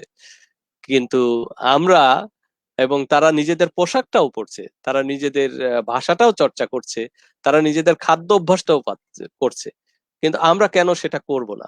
আমাদের জ্ঞানগত একটা সীমাবদ্ধতা আছে, আমাদের ভুল একটা দর্শন আছে, যে আমরা মনে করি যে আমাদের নিজস্ব কৃষি পদ্ধতি থেকে উদ্ভাবিত যে খাবার, সেটা মনে হয় আধুনিক, সেটা খাওয়ার শিখলে পারে আধুনিকতা হলো না, বরং যেটা সবাই খায় সেটাই আধুনিকতা। অবশ্যই সে সবাই তো একরকম খাবার খায় না পৃথিবীতে, মানে পৃথিবীর বৈচিত্র্য আছে কিন্তু এই খাবারের ভিতর দিয়ে। আমরাও কিন্তু যখন যাই অন্য দেশে, তখন কিন্তু বাঙালি হিসাবে ভাতের জন্যই আমাদের প্রাণ কাঁদে। আমরা চাই, সুযোগ খুঁজি যে কবে ভাত পাবো। নিশ্চয়ই আদিবাসীরাও পৃথিবীর যেখানেই যান, তাদের মাতৃভাষার বা তাদের সংস্কৃতির যে খাদ্য অভ্যাস, সেটা খাওয়ার জন্যই তাদের প্রাণ কাঁদে। হয়তো কৃষি পদ্ধতির যে পদ্ধতিটা তারা অনুসরণ করতেন, এখন সেখান থেকে তারা বিচ্ছিন্ন হয়ে যাওয়ার কারণে সেই শস্য উৎপাদন হওয়া কমে আসছে। কিন্তু সেখানে আবার ফিরে যাওয়ার প্রয়োজন আছে, সেটাকে ধরে রেখেই যদি আমরা আধুনিক হতে পারি, তাহলে আমার মনে হয় যে সেটাই প্রকৃত অর্থে নিজের সঙ্গে প্রবঞ্চনা হবে না, বরং নিজেকে নিয়ে অনেক দূরে যেতে পারবো আমরা। মোটামুটি আমি মানে অগোছালো ভাবে আমার কথা এখানেই ইতি টানছি। অনেকক্ষণ ধরে কথা বললাম এবং আমি নিজেকে ধন্য মনে করছি আপনাদের এই প্ল্যাটফর্মে এসে কথা বলার সুযোগ পেয়ে। একই সঙ্গে আপনাদের বক্তব্যের ভিতর দিয়ে আমি অনেক কিছু জানলাম, শিখলাম এবং ভবিষ্যতে আপনাদের এই কাছ থেকে জানা বোঝার চিন্তাগুলো আমার গবেষণায়, আমার চিন্তায়, আমার সৃষ্টিশীলতায় কাজে লাগবে। সবার মঙ্গল হোক। জয় গুরু। আলেকসাই। জয় গুরু। ডক্টর সামিন জাকারি, আপনার কি কয়েকটা প্রশ্ন আসছে? আমি জাস্ট প্রশ্ন না, মানে মন্তব্য আসছে অনেকেই। তো এখান থেকে আমাদের একজন কি বলবো, মলয় ত্রিপুরা, আমি জানি না আপনার আইডিয়া আছে কিনা ত্রিপুরা সাহিত্য বা ত্রিপুরাদের লোক সংস্কৃতি নিয়ে। আমি জানি আপনি হাজংদের নিয়েও পড়েছেন, ওটাও কিছু বলবেন হাজংদের। আপনার আমি কিন্তু আপনার ওই যে অনেক আগে, আমি জানি না আপনি এখন আর ব্লগিং হয়তো করেনও না, আমরাও কেউ আর ওইভাবে নিয়মিত না। ওই সামহায়ার ইন যখন শুরু হয়, আমি তখন আপনার একটা ভালো একটা ব্লগ ছিলেন, বা আমি এখনো বলে, তো ওইখানেও লেখা আছে। তো আমি হ্যাঁ, আপনার অনেক সময় আমরা নষ্ট করবো আজকে, অনেকেই অনেক প্রশ্ন করবে বা করছেও। আপনি যদি একটু সময় করে যদি দেন, ওই কি থেকে শুরু করেন, ওই যে ত্রিপুরার লোক সংস্কৃতি বা ত্রিপুরাদের নিয়ে কিছু বলেন, তারপরে আমরা হাজংদের নিয়েও যদি সামান্য, মানে নয়। হ্যাঁ, আসলে ত্রিপুরাদের নিয়ে আমি ওইভাবে ডিটেল এখনো কাজ করিনি, কিন্তু আমি যখন পার্বত্য চট্টগ্রামে গিয়েছি বহুবার ত্রিপুরা, মানে পল্লীর উপর দিয়ে বা ত্রিপুরা কিছু লোকজনের সঙ্গে আমার কথাবার্তা হয়েছে। তবে আমার খুবই আগ্রহ ত্রিপুরা জনগোষ্ঠীর এই সাংস্কৃতিক ঐতিহ্য এবং সাহিত্য নিয়ে কাজ করার, কিন্তু আমার সুযোগ এখনো ঘটেনি। হ্যাঁ, আচ্ছা। আহ, ধরো ওই যে হাজং উপরে তো আপনার কিছুটা হয়তো এত ডিপ হ্যাঁ, না, but দিয়ে দিই। হ্যাঁ, আসলে হাজংদের নিয়ে আমার অনেক আগ্রহ। বিশেষ করে আমার খুব প্রিয় একজন ব্যক্তিত্ব আছে হাজংদের ভিতরে, অনেকেই চেনেন তাকে, মতিলাল হাজং।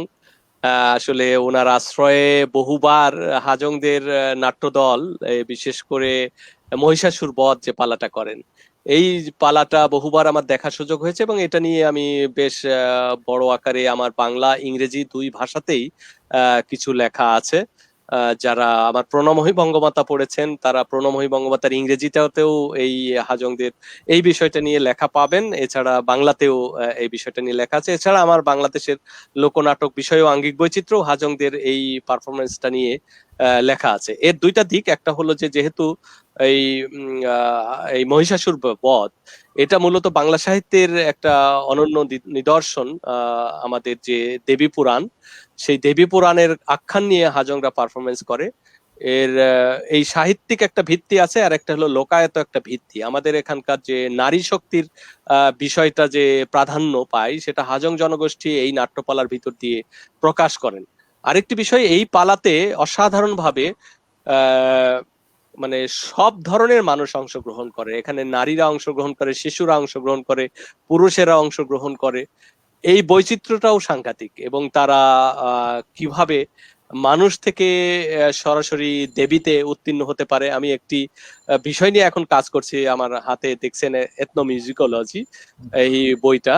এই এই বইগুলো দিয়ে কিছু মেথোডোলজি আছে, যেই মেথোডোলজির আলোকে আমাদের এখানে তেমন কোনো কাজ হয়নি। যেমন মানুষ কিভাবে দেবত্ব লাভ করে, হাজংদের পারফরমেন্সের ভিতরে কোনো একটা পর্যায়ে যে মহিষাসুর যিনি যিনি মানে দেবী সেজে আছেন, দেবী যে প্রকৃত অর্থে মানুষ কিন্তু দেবী সেজে আসছেন, সে দেবীতে কিভাবে রূপ লাভ করে এবং সেই রূপটা লাভ করার কারণটা কি, কিভাবে তিনি দেবী হয়ে ওঠেন, তার সঙ্গে মিউজিক্যাল ফাংশনটা কিভাবে কাজ করে, মানুষের বিশ্বাসটা কিভাবে কাজ করে, সেটা নিয়েও একটু ভাবনা চিন্তা করছি। নিশ্চয়ই হয়তো তাড়াতাড়ি কিছু একটা লিখবো আর কি এই বিষয় নিয়ে।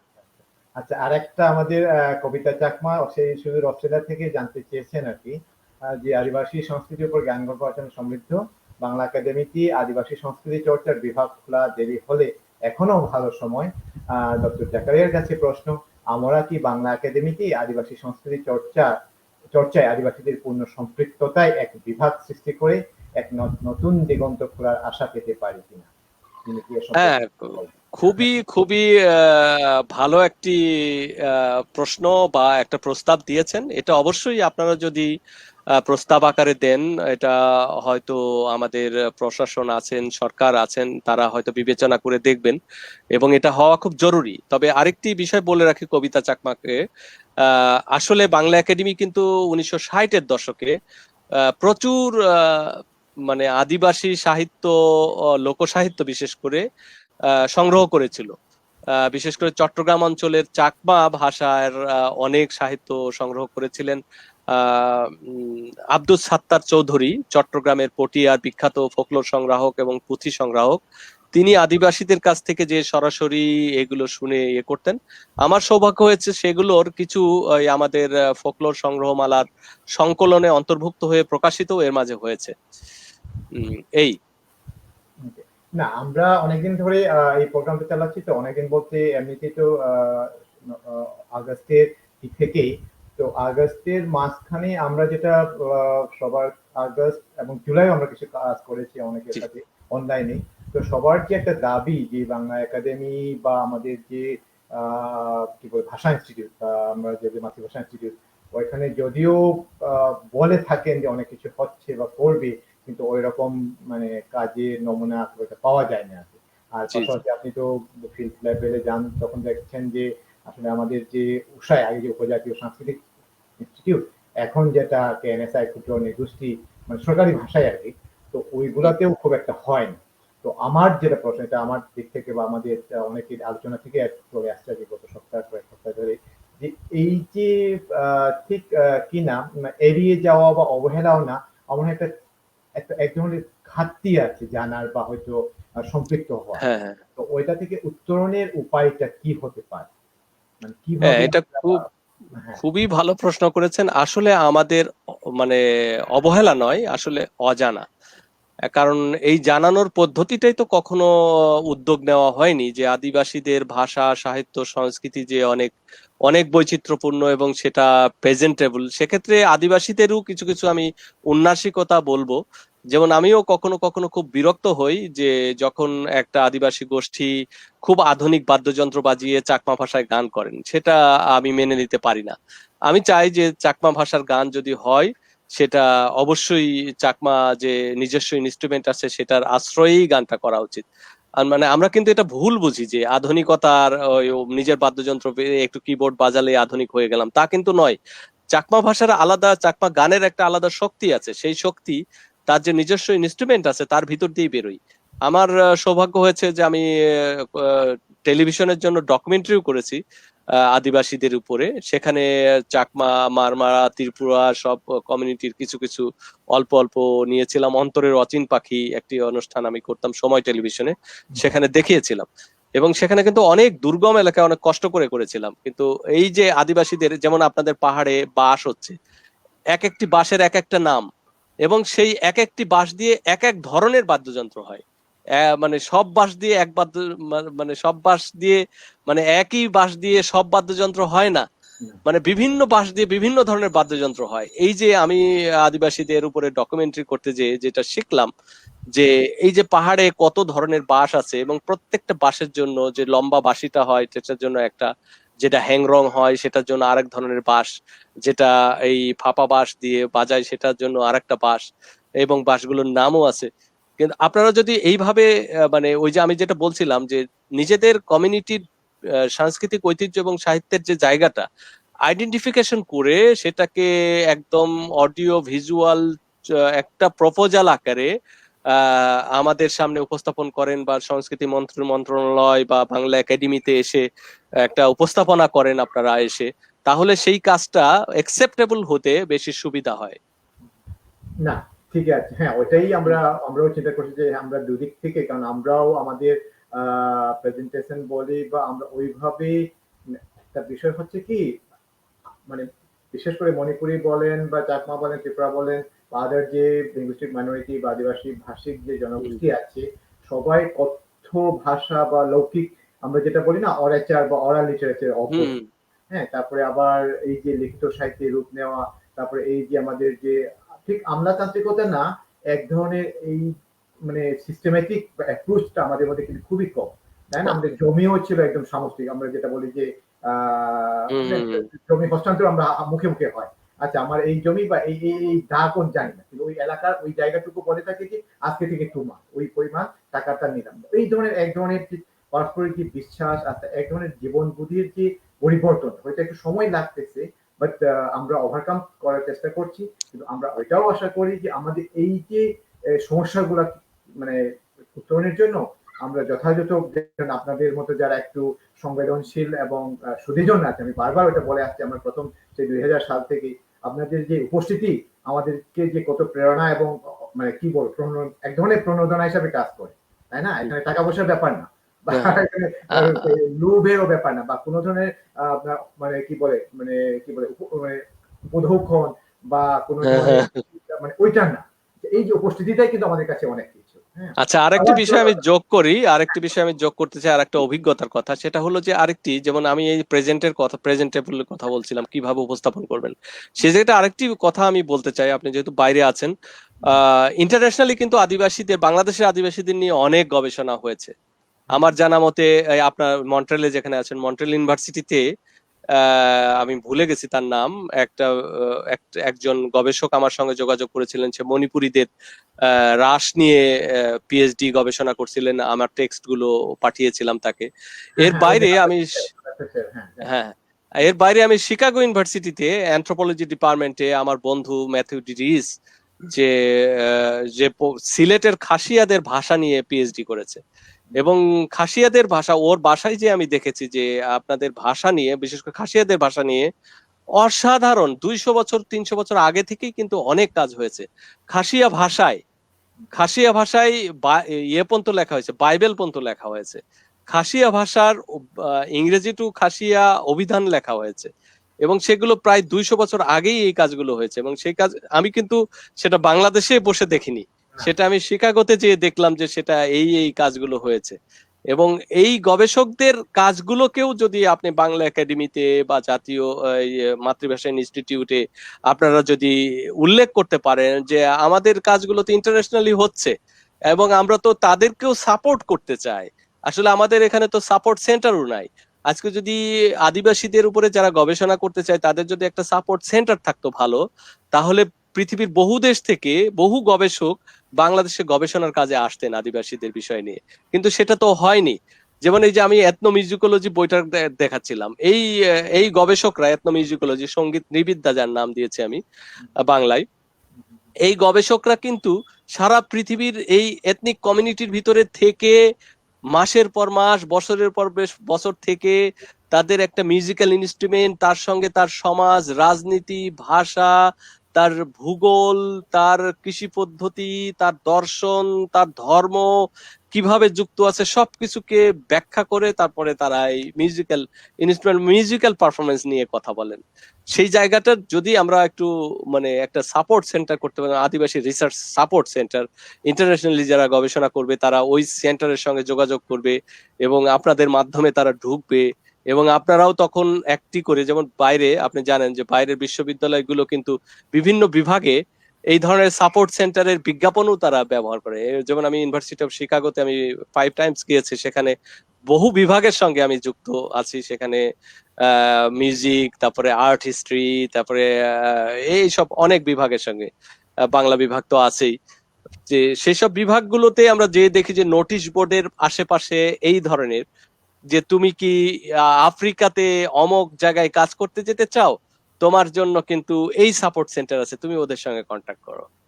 মানে এই রকম যদি হতো যে আমাদের ছেলেমেয়েরা, আপনাদের ছেলেমেয়েরাই আছে বহু জায়গায়, তারা এই সাপোর্ট সেন্টারটা তৈরি হলে পারে তারা এই সব বাইরের একটা ইন্টারন্যাশনাল নেটওয়ার্ক তৈরি করতে পারতো, এবং সেটা বাংলাদেশের জন্য লাভবান হতো। না, ওইটা কিন্তু খুব দরকার। মানে বাংলাদেশি ব্যাপারটা হয়ে গেছে কি, আমি তো 2002 পর্যন্ত ছিলাম, তখন যারা গবেষক, মানে সেটা অ্যাথ্রোপোলজি ডিপার্টমেন্ট হোক বা সোশিয়োলজি বা লিঙ্গুইস্টিক ডিপার্টমেন্ট বা সাহিত্যে তো খুবই কম, বা আমাদের জাহাঙ্গীরনগর ইউনিভার্সিটি স্যার কিছু করেছেন এথনিক থিয়েটার যেটা, তো ওইগুলা বাদে কিন্তু মানে আপামর জনসাধারণ বা গুণীজন বা সুধীজনদের মধ্যে খুব একটা আলোচনা বা আগ্রহের বিষয় ছিল না।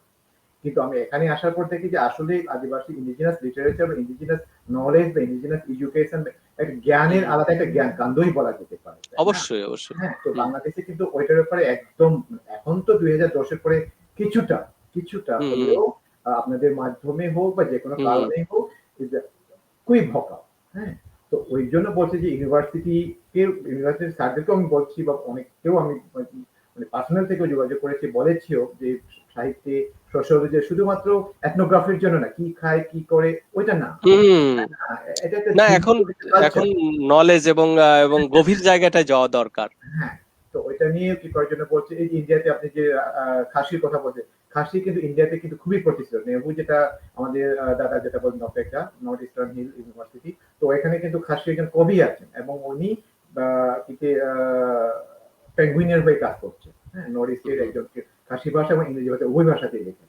তো এই যে আমাদের পরিচর্যা এবং আমাদের কি থেকেও যদি আমাদের যে জ্ঞান, মানে একাডেমিক লেভেল থেকেও যদি উৎসাহতা পেত, আমার মনে হয় আরেকটু ভালো হতো। যাই হোক, ওই প্রসঙ্গ কিন্তু অনেক। তো এখানে পরাগদা একটা কথা কোয়েশ্চেন করেছেন আর কি, যে প্রেজেন্টেবল করতে গেলে অনেক সময় আদিরূপ হারিয়ে যাওয়ার সম্ভাবনা থাকে।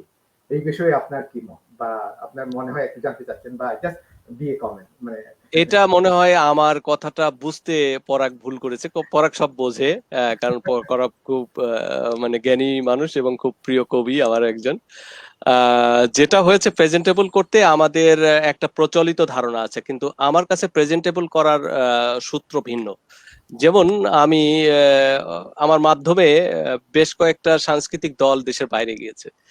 অনেক ক্ষেত্রে হয় যে দেশের বাইরে যেতে গেলে পারে মূল দল না নিয়ে সেটাকে আর একটা দল বানানো হয়। কিচ্ছা গানের দল যাবে, কিচ্ছা গানের দল কেন, বা মণিপুরী আদিবাসীদের রাস নৃত্য যাবে, রাস মূল শিল্পীরা কেন যাবে, যাবে ঢাকাতে যারা রাস নৃত্য করে, যারা রবীন্দ্র ভারতী, বিশ্বভারতীতে লেখাপড়া করেছে, তারা যাবে রাস করতে। কিন্তু আসলে তো তা না। যেমন আমার নিজের এক্সপেরিয়েন্স থেকে কিচ্ছা, একবার আসাদুজ্জামান নূর যখন মানে ইয়ে ছিলেন, মন্ত্রী ছিলেন, তখন আমাকে উনি মাঝে মাঝে বলতেন দেশের বাইরে গেলে পারে দল আমন্ত্রণ আসলে আমাকে ডাকতেন।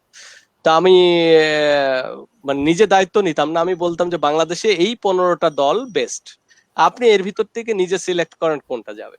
তো উনি একটা সিলেক্ট করতেন, পরে আমি যাওয়ার আগের দিন জাস্ট 1 ঘন্টার একটা ওদের সাইকোলজিক্যালি একটু প্রস্তুতি দিতাম। সেই প্রস্তুতিটা কি? যেমন প্রেজেন্টেবল, পরাগের উত্তরটা এখানে পাবে যে আদিরূপ কখনো নষ্ট হয় না যদি প্রেজেন্টেবল তার আধুনিক যে মেথোডোলজি সেটা আমাদের জানা থাকে। আধুনিক মেথোডোলজিটা কি? ধরেন একটি কিচ্ছা গান, সেটা অরিজিনাল শিল্পীরাই করবে, কিন্তু অরিজিনাল শিল্পীরা করে যেটা ইলাবোরেটলি সারা রাত ব্যাপী করে। কারণ তারও একটা কারণ আছে। তার কারণটা হচ্ছে কি, যারা পারফরমেন্স দেখতে আসে তারা রাত্রে খাবারটা খেয়ে আসে, তারা সারা রাত ওই পারফরমেন্সটা দেখে সকালে ফিরে যাবে, এই হলো কারণ। কারণ তার হাতে অনেক সময় আছে। কিন্তু আমি যখন আধুনিক মঞ্চে এই কিচ্ছা গানের পারফরমেন্সটা করতে যাবো ঢাকাতে, আমার দর্শকের কিন্তু সারা রাত সময় নেই। সেটাও বহু কারণ আছে। কারণ পরের দিন তার চাকরিতে যেতে হয়, তারপরে বাসায় তার বাচ্চারা আছে, তাকে খাওয়াতে হবে, বা বৃদ্ধ মা আছে, তাদের অসুবিধা। কিন্তু গ্রামে তো সবাই মিলেই গানটা দেখতে আসে, সে বৃদ্ধ থাকুক, শিশু থাকুক, মা থাকুক, বাবা থাকুক, সবাই। আমি যেটা করি সেটা হচ্ছে যে আমি সাইকোলজিক্যালি দিই যে আপনারা সারা রাত ব্যাপী যেটা করেন 6 ঘন্টা ধরে, সেটা এই পালাটা খণ্ডিত করা যাবে না। এই পালাটা আপনি করবেন 10 মিনিটে। প্রথমেই ওরা বলবে যে 10 মিনিট এটা কিভাবে সম্ভব, তাহলে তো কিছুই করা যাবে, বন্দনাটাই করা যাবে। আমি বললাম বন্দনাটা কেন করেন? তো বন্দনাটা তো এই কারণে করি, কেন বন্দনাটা তো আপনার জন্য। তো বন্দনাটা আপনি বন্দনার শুধু একটি অংশ করেন, পুরো অংশটা তো আমার ইউরোপ আমেরিকার লোকদের জন্য প্রয়োজন নাই, কারণ ওরা তো বুঝতেই পারবে না। গল্পটা আপনি যেটা করেন যে পুরো গল্পের কোনো অংশ বাদ দেওয়া যাবে না, কারণ ওরা গল্পের ভিতরে তো অনেক কিছু যোগ করে রাত বাড়ানোর জন্য। কারণ মূল গল্প জিস্ট কিন্তু প্রত্যেকটা মহাকাব্যের জিস্ট এক লাইন। যেমন রামায়ণ একটি লাইনে শেষ হয়, মহাভারত একটি লাইনে শেষ হয়। যেমন একটা কিচ্ছা গান সয়ফুল মুলুক বদিউজ্জামাল যদি আমি বলি, এক লাইনেই শেষ করা যায়, এটা হলো এপিকের বৈশিষ্ট্য। কেন নয় এক লাইনে শেষ কর, তাহলে 5 মিনিটে করা যায়। আমি বললাম যে ঠিক আছে, ওরা পারবে না 10 মিনিট। আমি সময় দিলাম একবার একটা দলকে যে আপনার 10 মিনিট না, আপনি 30 মিনিটে করেন। এবার ও নিজেই করলো, আমি কিচ্ছু বলিনি, নিজেই এবার করলো, 15 মিনিটে শেষ করছে। আমি বললাম কয় মিনিট হয়েছে, আপনারা নিজেরাই কাউন্ট করবেন। তো নিজেরাই কাউন্ট করছে, আমি আমি কিচ্ছু বলবো না, নিজেরাই কাউন্ট করে 15 মিনিট। তাহলে পরে কি হলো, তাহলে তো সম্ভব। তো বলে হ্যাঁ সম্ভব। আমি বললাম এইবার তাহলে আপনি 20 মিনিট ধরে করেন এটা, কিন্তু আমরা কিচ্ছু বলবো না, আমরা থামাতে বলবো না, কিচ্ছু বলবো না। আপনি আপনাদের দল থেকেই সব টাইম সবকিছু মেনটেন করবেন। এইভাবে যদি আমরা করি তাহলে কিন্তু সেটা প্রেজেন্টেবল করতে ক্ষেত্রে কিন্তু মূল রূপ কখনো হারিয়ে যায় না। কিন্তু আমি যদি আমার মতামতটাকে সম্পূর্ণ চাপিয়ে দিই যে এটা ঢাকাতে এর আগেও এরকম অভিজ্ঞতাও ঘটেছে। আপনাদের আদিবাসীদের নাচের দল আমরা নিয়ে আসছিলাম, সাঁওতাল বা অন্যান্য আদিবাসীদের, সেটাকে ঢাকাতে মঞ্চে করার পরে সার্ক ফোক ডান্স ফেস্টিভ্যাল করার পরের দিন জাতীয় প্রেস ক্লাবে এটার বিরুদ্ধে প্রতিবাদ হয়েছে, এবং সেখানেও আমি গিয়েছি, যেহেতু ওই দলটা আমার সিলেকশনে এসেছিল। তাদের যুক্তিগুলো শুনে আমি বলেছি যে ঠিক আছে, এবং বলা হয়েছে যে ফকিন্নির দল কেন নিয়ে আসছে, কারণ ওদের পোশাক ভালো না, ওদের চেহারা ভালো না, কিন্তু ওরা তো অরিজিনাল। এখন আমার তো অরিজিনালিটি দেখাতে হবে। আমরা যখন বাইরের দলগুলো পারফরমেন্স করতে আসে তারা তো অরিজিনালটাই নিয়ে আসে। সেক্ষেত্রে প্রেজেন্টেবল করার ক্ষেত্রে আমাদের তথাকথিত আধুনিক যে আমাদের যে ঔপনিবেশিক মনের যে মানে দীনতা আছে সেটাকে বাদ দিয়ে যদি আমরা মূল শিল্পীদেরকেই প্রশিক্ষণের ব্যবস্থা করি, তাদের মতো করেই, তাদের রুচি অনুযায়ী, তাদের গাছ ছন্দটাকে আরেকটু যদি সুগঠিত করার জন্য তাদেরই সাহায্য নিই, তাহলে সুন্দর হয়। যেমন আমার অনেকগুলো অভিজ্ঞতা আছে, যেমন এখানে ফোক মিউজিক ফেস্টিভ্যালস একটা হয় না, আমাকে একবার ফোন করে বললো ফেস্টিভ্যালস এর 3 দিন আগে যে সাইমন ভাই আপনি এমন একটা দল দেন, আদিবাসী দল, যে দলটা দিয়ে আমরা উদ্বোধন করাবো এবং চোখ ধাঁধিয়ে দেবে। তা আমি বললাম যে আপনি অনুষ্ঠান কবে? তো বললো পরশুদিন। তা বললাম আজকে আমাকে কেন ফোন করছেন? তো বললো যে আপনি তো জানেন খবর। তা বললাম আপনি কি আমার সম্পর্কে জানেন কিছু? আপনি ভুল লোকের কাছে ফোন দিয়েছেন। আপনি যার কাছ থেকে প্রেজেন্টেবল অনুষ্ঠান আশা করছেন তাকে সারা বছর খোঁজ রাখছেন, সে খেয়ে আছে না না খেয়ে আছে, আর তার কাছে চোখ ধাঁধানো পারফরমেন্স চাচ্ছেন, তার যত্ন নিতে হবে না, তাকে খাইতে দিতে হবে না, তার দেখভাল করতে হবে না, তারপরে তার কাছ থেকে চায়েন যে আপনি ভালো পারফরমেন্স। এবার আমার দ্বিতীয় প্রশ্ন, আপনি পাকিস্তানের যে দলটা আসতেছে তাদের সঙ্গে কবে কন্ট্যাক্ট করেছেন? তাহলে 1 বছর আগে। আমি বললাম ভারত থেকে যেটা আসছে সেটাও 1 বছর আগে। আমি বললাম যে ভারত পাকিস্তান এদের 1 বছর আগে কন্ট্যাক্ট করেন, আর আদিবাসীদের একটা দল নিয়ে আসবেন সেটার জন্য একদিন আগে কন্ট্যাক্ট করেন? এইরকম ধৃষ্টতা আপনাদের কে দিয়েছে? তারপর থেকে তো আমাকে দেখলে ডরায় এরা আর কি। কিন্তু এইটা আমাদের একটু কনসিয়াস হওয়া দরকার যে আমাদের ফেস্টিভ্যালস অর্গানাইজ যারা করে, আমরা আমাদের ভিতরে, আমার কাছে আসলো বলে এরকম, কিন্তু আমার পরিবর্তে অন্য আরেকজনের কাছে যদি যায়, একজন আদিবাসীর কাছে গেলে পারো সেও কিন্তু করবে এরকম একটা কিছু বানিয়ে প্রেজেন্টেবল করে ফেলবে, কিন্তু সেটা করা উচিত নয়। আমার বিশ্বাস আমাদের দেশের প্রত্যেকটা ফোক পারফরমেন্সই ইউনিক, কিন্তু ইউনিক কখন হয়ে ওঠে? যদি ইউনিক আপনি আপনাদের মণিপুরি রাসে আমরা যখন দেখি, ওর থেকে ইউনিক পারফরমেন্স তো হয় না, এবং ওটা ওটা ইম্পসিবল কোথাও ওইটার গতি এবং ওইটার ছন্দ ওইটা কেউ ধারণ করতে পারবে বা কোনো নাগরিক শিল্পীর পক্ষে ধারণ করা সম্ভব। কিন্তু মণিপুরীরা কেন এইটাকে এত সুন্দরভাবে করতে পারে? কারণ এটাকে তারা রিচুয়ালের অংশ করেছে, তাদের ধর্ম এবং জীবন আচারের সঙ্গে সম্পৃক্ত করেছে বলেই এটাকে সুন্দর করে তারা করতে পারে। কিন্তু অন্যান্য আদিবাসীরা তো সবকিছু তাদের রিচুয়ালের সঙ্গে অন্তর্ভুক্ত নয়, কোন কোন ক্ষেত্রে সেটা একটু এলায়িত ভাবে আছে।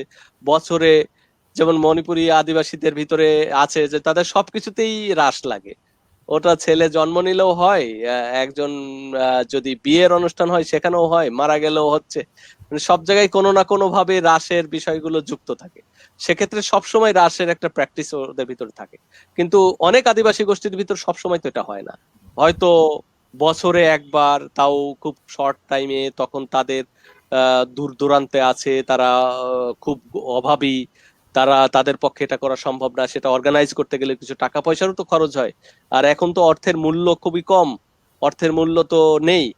সেক্ষেত্রে আপনি আগে যেমন 5 টাকা দিলে অনেক কিছু হতো, কিন্তু এখন তো 5 টাকা, এখন তো 5,000 টাকা দিলে ওই 5 টাকার কাজ হয় না, আপনি একজন কর্মী পাবেন না। আগে 5 টাকা দিয়ে একটু খাওয়াই দিলে পারে একজন কর্মী পাওয়া যেত, কিন্তু এখন যদি আপনি একজনকে রিকোয়েস্ট করেন যে আপনি আমার এই উৎসবের জন্য 2 দিন খাটবেন, আপনাকে আমি 5,000 টাকা দেবো, বলবো যে না আমার পক্ষে সম্ভব না, আমি তো একদিনেই 5,000 টাকা কামাই। না, এটা এটা এই- একটা আমাদের বাংলাদেশের বা আমরা সাউথ এশিয়ার একটু প্রবলেম, কারণ আমাদের মানে যেমন কানাডা বা আমেরিকা, আমি জানি না খুব বেশি, কিন্তু কানাডায় যেটা হয় যে আদিবাসীদের কিন্তু নিজস্ব যে যে সংগঠনগুলো আছে ওটা তো আছে, কিন্তু একদম হুম মেইন স্ট্রিম গুলো ওনাদেরকে প্রমোট করে, যেমন সিবিসি যে কানাডিয়ান হুম ব্রডকাস্টিং কর্পোরেশন, ওনারা কিন্তু একদম একদম প্লট করে ভাগ করে দিয়ে ওদের জন্য আলাদা একদম টিভিতে রেডিওতে প্রত্যেকটা ক্ষেত্রে যে হ্যাঁ, অলরাইট অলরাইট, মানে কি জায়গা বলবো, আছে তাদের। জায়গা আছে।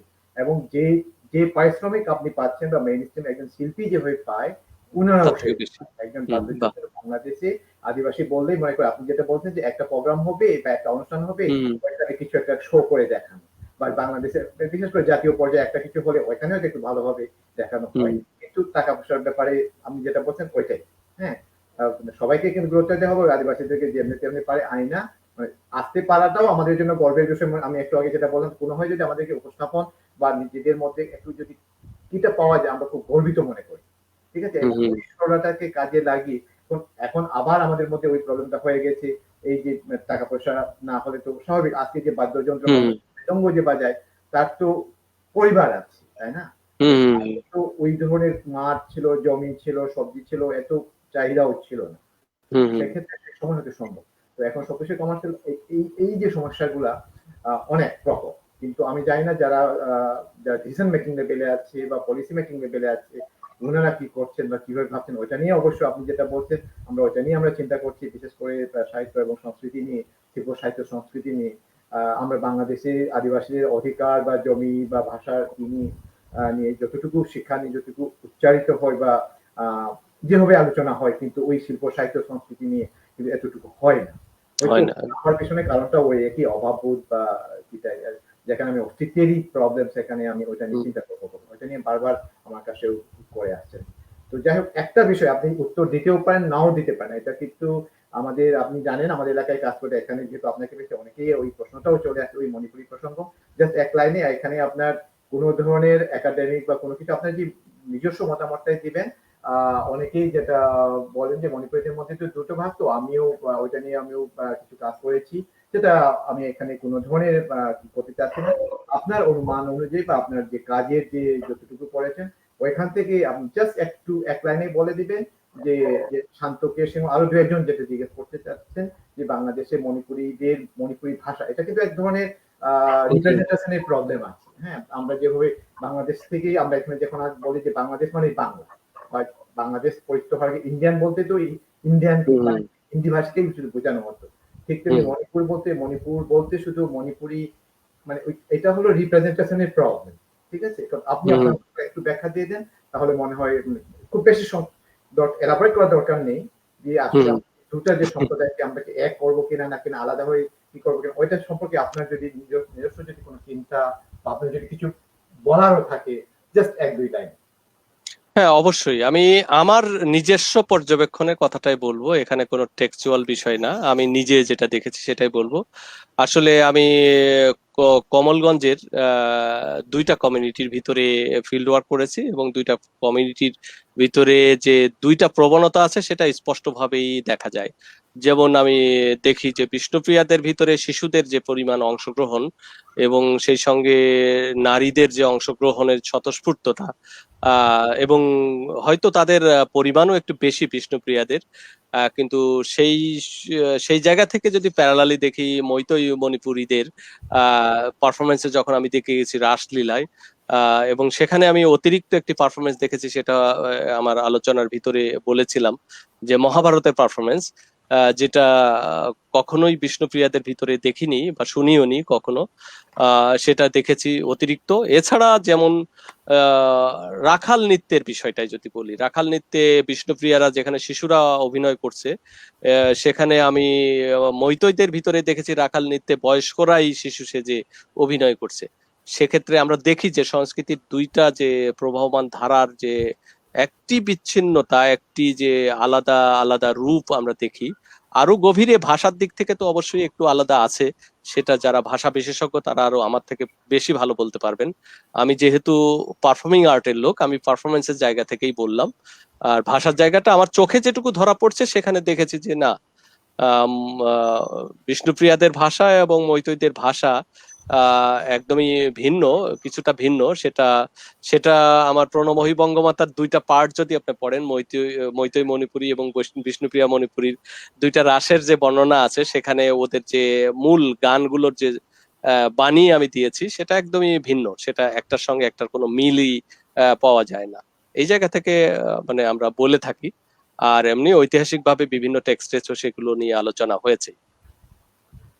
না, সেটাই, মানে এখানে আসলে মানে গভীরে যাওয়া, আমার ওইটাই যেটা বলেন যে বাংলাদেশে আসলে এই বিষয় নিয়ে খুব একটা স্টাডিজ বা একাডেমিক আলোচনা বা গভীরে যাওয়ার সুযোগ এখনো হয়নি, তো হুম, যেটা হয় মানে ওরিয়েন্টালিজমের মতো আর কি, যে আমরা যখন ভারতীয় বলি বা হুম, ইন্ডিয়ান হুম, বলি, ইন্ডিয়ান নিয়েও কিন্তু যেমন এখানকার আমাদের রেড ইন্ডিয়ান বলি, ঠিক আছে, ওইটা নিয়েও কিন্তু ওনাদের মধ্যে অনেক জোক আছে, মানে যখন হুম, হুম, নেদারল্যান্ডে যখন যায় বা যখন ওরা বলে যে ইন্ডিয়ান, তখন ওরা তো আমেরিকান কনসেপ্টে ইন্ডিয়ান বলতেছে, কিন্তু ওই হুম, ইউরোপের লোকজন আবার ইন্ডিয়ান বলতে বুঝছে হলো আমাদের ভারতীয় ইন্ডিয়ান। ঠিক হুম, আছে, হুম, হুম। তো সেইভাবে মণিপুরীদেরও এখানে অনেক ধরনের রাজনীতি আছে। রিপ্রেজেন্টেশন আছে বা রাজনীতি তো আছে। ওই যে মহাভারতের মণিপুর নিয়ে, কারণ আমরা তো ওইটা তো এক ধরনের কি বলবো, মানে সংস্কৃতাইজেশন। ঠিক আছে, যাই হোক, তো আমাদের ওই যে ফোক যেটা আমরা যে লাই হারাও বা ওইটা থেকেই হুম, হুম, আমাদের মেইন কিটা চলে আসে, নীতিটা। আর ইন্ডিয়া বা আমরা বাংলাদেশের প্রেক্ষাপটে আলাদা জিনিস, কিন্তু ইন্ডিয়াতে মণিপুর রাজ্যটাই যেহেতু মিতেই বা ওইটা মিতেই ভাষাকেই যেহেতু কি করে মণিপুরি ভাষা বলতে, মিতেই ভাষাকেই ওরা কি করে, আর বিষ্ণুপ্রিয়া হচ্ছে ইন্ডিয় ইউরোপিয়ান ভাষা। তো এই ধরনের কিছু হ্যাঁ, সমস্যা রয়ে গেছে, যেটা আমার মনে হয় আরো অনেক গভীরে যেতে হবে এবং আরো অনেক অফকোর্স। গবেষণা বা তথ্যের দরকার আছে, খোঁজা দরকার। যারা কোয়েশ্চেন করছে, আমরা মনে হয় এই সুযোগে আমরা মনে হয় খুব বেশি দূর যেতে পারবো না, আজকের বিষয়টা একটু একদম ভিন্ন। তো আমরা আরেকদিন ধরে কি করবো। এখানে আরেকটা বিষয় চলে আসছে যে আমাদের মথুরাদা উনি অনেক প্রশংসাও করেছেন, বলেছেনও ভাষা সংস্কৃতির ড্যাশ বা নিয়মিত কর্মসূচি চালু করার ব্যবস্থা করা যেতে পারে। তো আমি জানি না বাংলা একাডেমিতে আপনি যেহেতু আছেন, যদিও আমি সরাসরি কিছু নেই, জাস্ট যে অনুবাদ সাহিত্যের বা অনুবাদ নিয়ে আলাদা একটা সেল আছে, হ্যাঁ, বিভাগ আছে। তো আপনার ডিকশনারি নিয়ে আলাদা সেল, ওই ধরনের গুলার মধ্য করে যদি আমরা, আমি জানি না বাংলা একাডেমি করা যাবে কিনা, বা আপনি যেটা বলছেন আমরা এটা করবো যে এককভাবে আমরা সবাই মিলে এক ধরনের কি কি করা যেতে পারে প্রস্তাবনা আকারে আর কি ওইটা করবো। কিন্তু আপনার কি মনে হয় এগুলো কি আসলে কি ভালো উদ্যোগ হতে পারে, বা আপনি যদি কোনোভাবে বলতে মানে একটু আইডিয়াটা শেয়ার করেন আর কি। আসলে বাংলা একাডেমিতে বহু বিভাগের সঙ্গেই আসলে আদিবাসীদের বিষয়গুলো আসে, যেমন আমাদের গবেষণা বিভাগেও এটা তো এক ধরনের রিসার্চ ইনস্টিটিউট টাইপের, কিন্তু এখন এটার রূপ হয়ে গেছে সম্পূর্ণ প্রায় প্রকাশনা বের করা এরকম। কিন্তু প্রকৃত অর্থে যেভাবে গবেষণা হওয়া দরকার সেটা এখন ওইভাবে হচ্ছে না, হয়তো ভবিষ্যতে হতেও পারে। আপনারা যদি কোনো দাবি দেওয়া করেন তখন হয়তো আমাদের মানে একটু চেতন ফিরবে যে আমাদের রিসার্চ এর একটা কি বলে একটা দরকার, মানে পরস্পরের সঙ্গে একটা ডায়লগ করার একটা অপশন থাকা দরকার। অনেক সেমিনার হয়, সেমিনারও হয়তো এই বিষয় নিয়ে কথা বলা যেতে পারে। এছাড়া আমাদের অনেকগুলো বিভাগের, যেটা অনুবাদ বিভাগের কথা বললেন, এছাড়া আমি যে ডিপার্টমেন্টে কাজ করি ফোকলোর উপবিভাগ, সে ফোকলোরের অন্তর্ভুক্ত হয়ে অবশ্যই আদিবাসী তো আসে। এছাড়া আমাদের আরেকটি বিভাগ আছে সংস্কৃতি উপবিভাগ।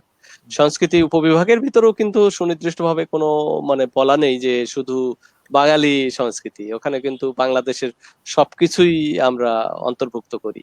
এছাড়া আমাদের ফোকলোর বিভাগের বিভিন্ন প্রকাশনার ভিতরে কিন্তু আদিবাসীদের বিষয়গুলো, যেটা আমি বলেছি 60 যে সংগ্রহ হয়েছে, এবং তারপরেও কিছু সংগ্রহ হয়েছে। অনেকেই তো আমাদের এর মাঝে বই বেরিয়েছে, আফসার আহমদের একটা বিখ্যাত বই বেরিয়েছে বাংলাদেশের চাকমা নৃগোষ্ঠী, এরকম বেশ কয়েকটা গারোদের উপরে বই আছে।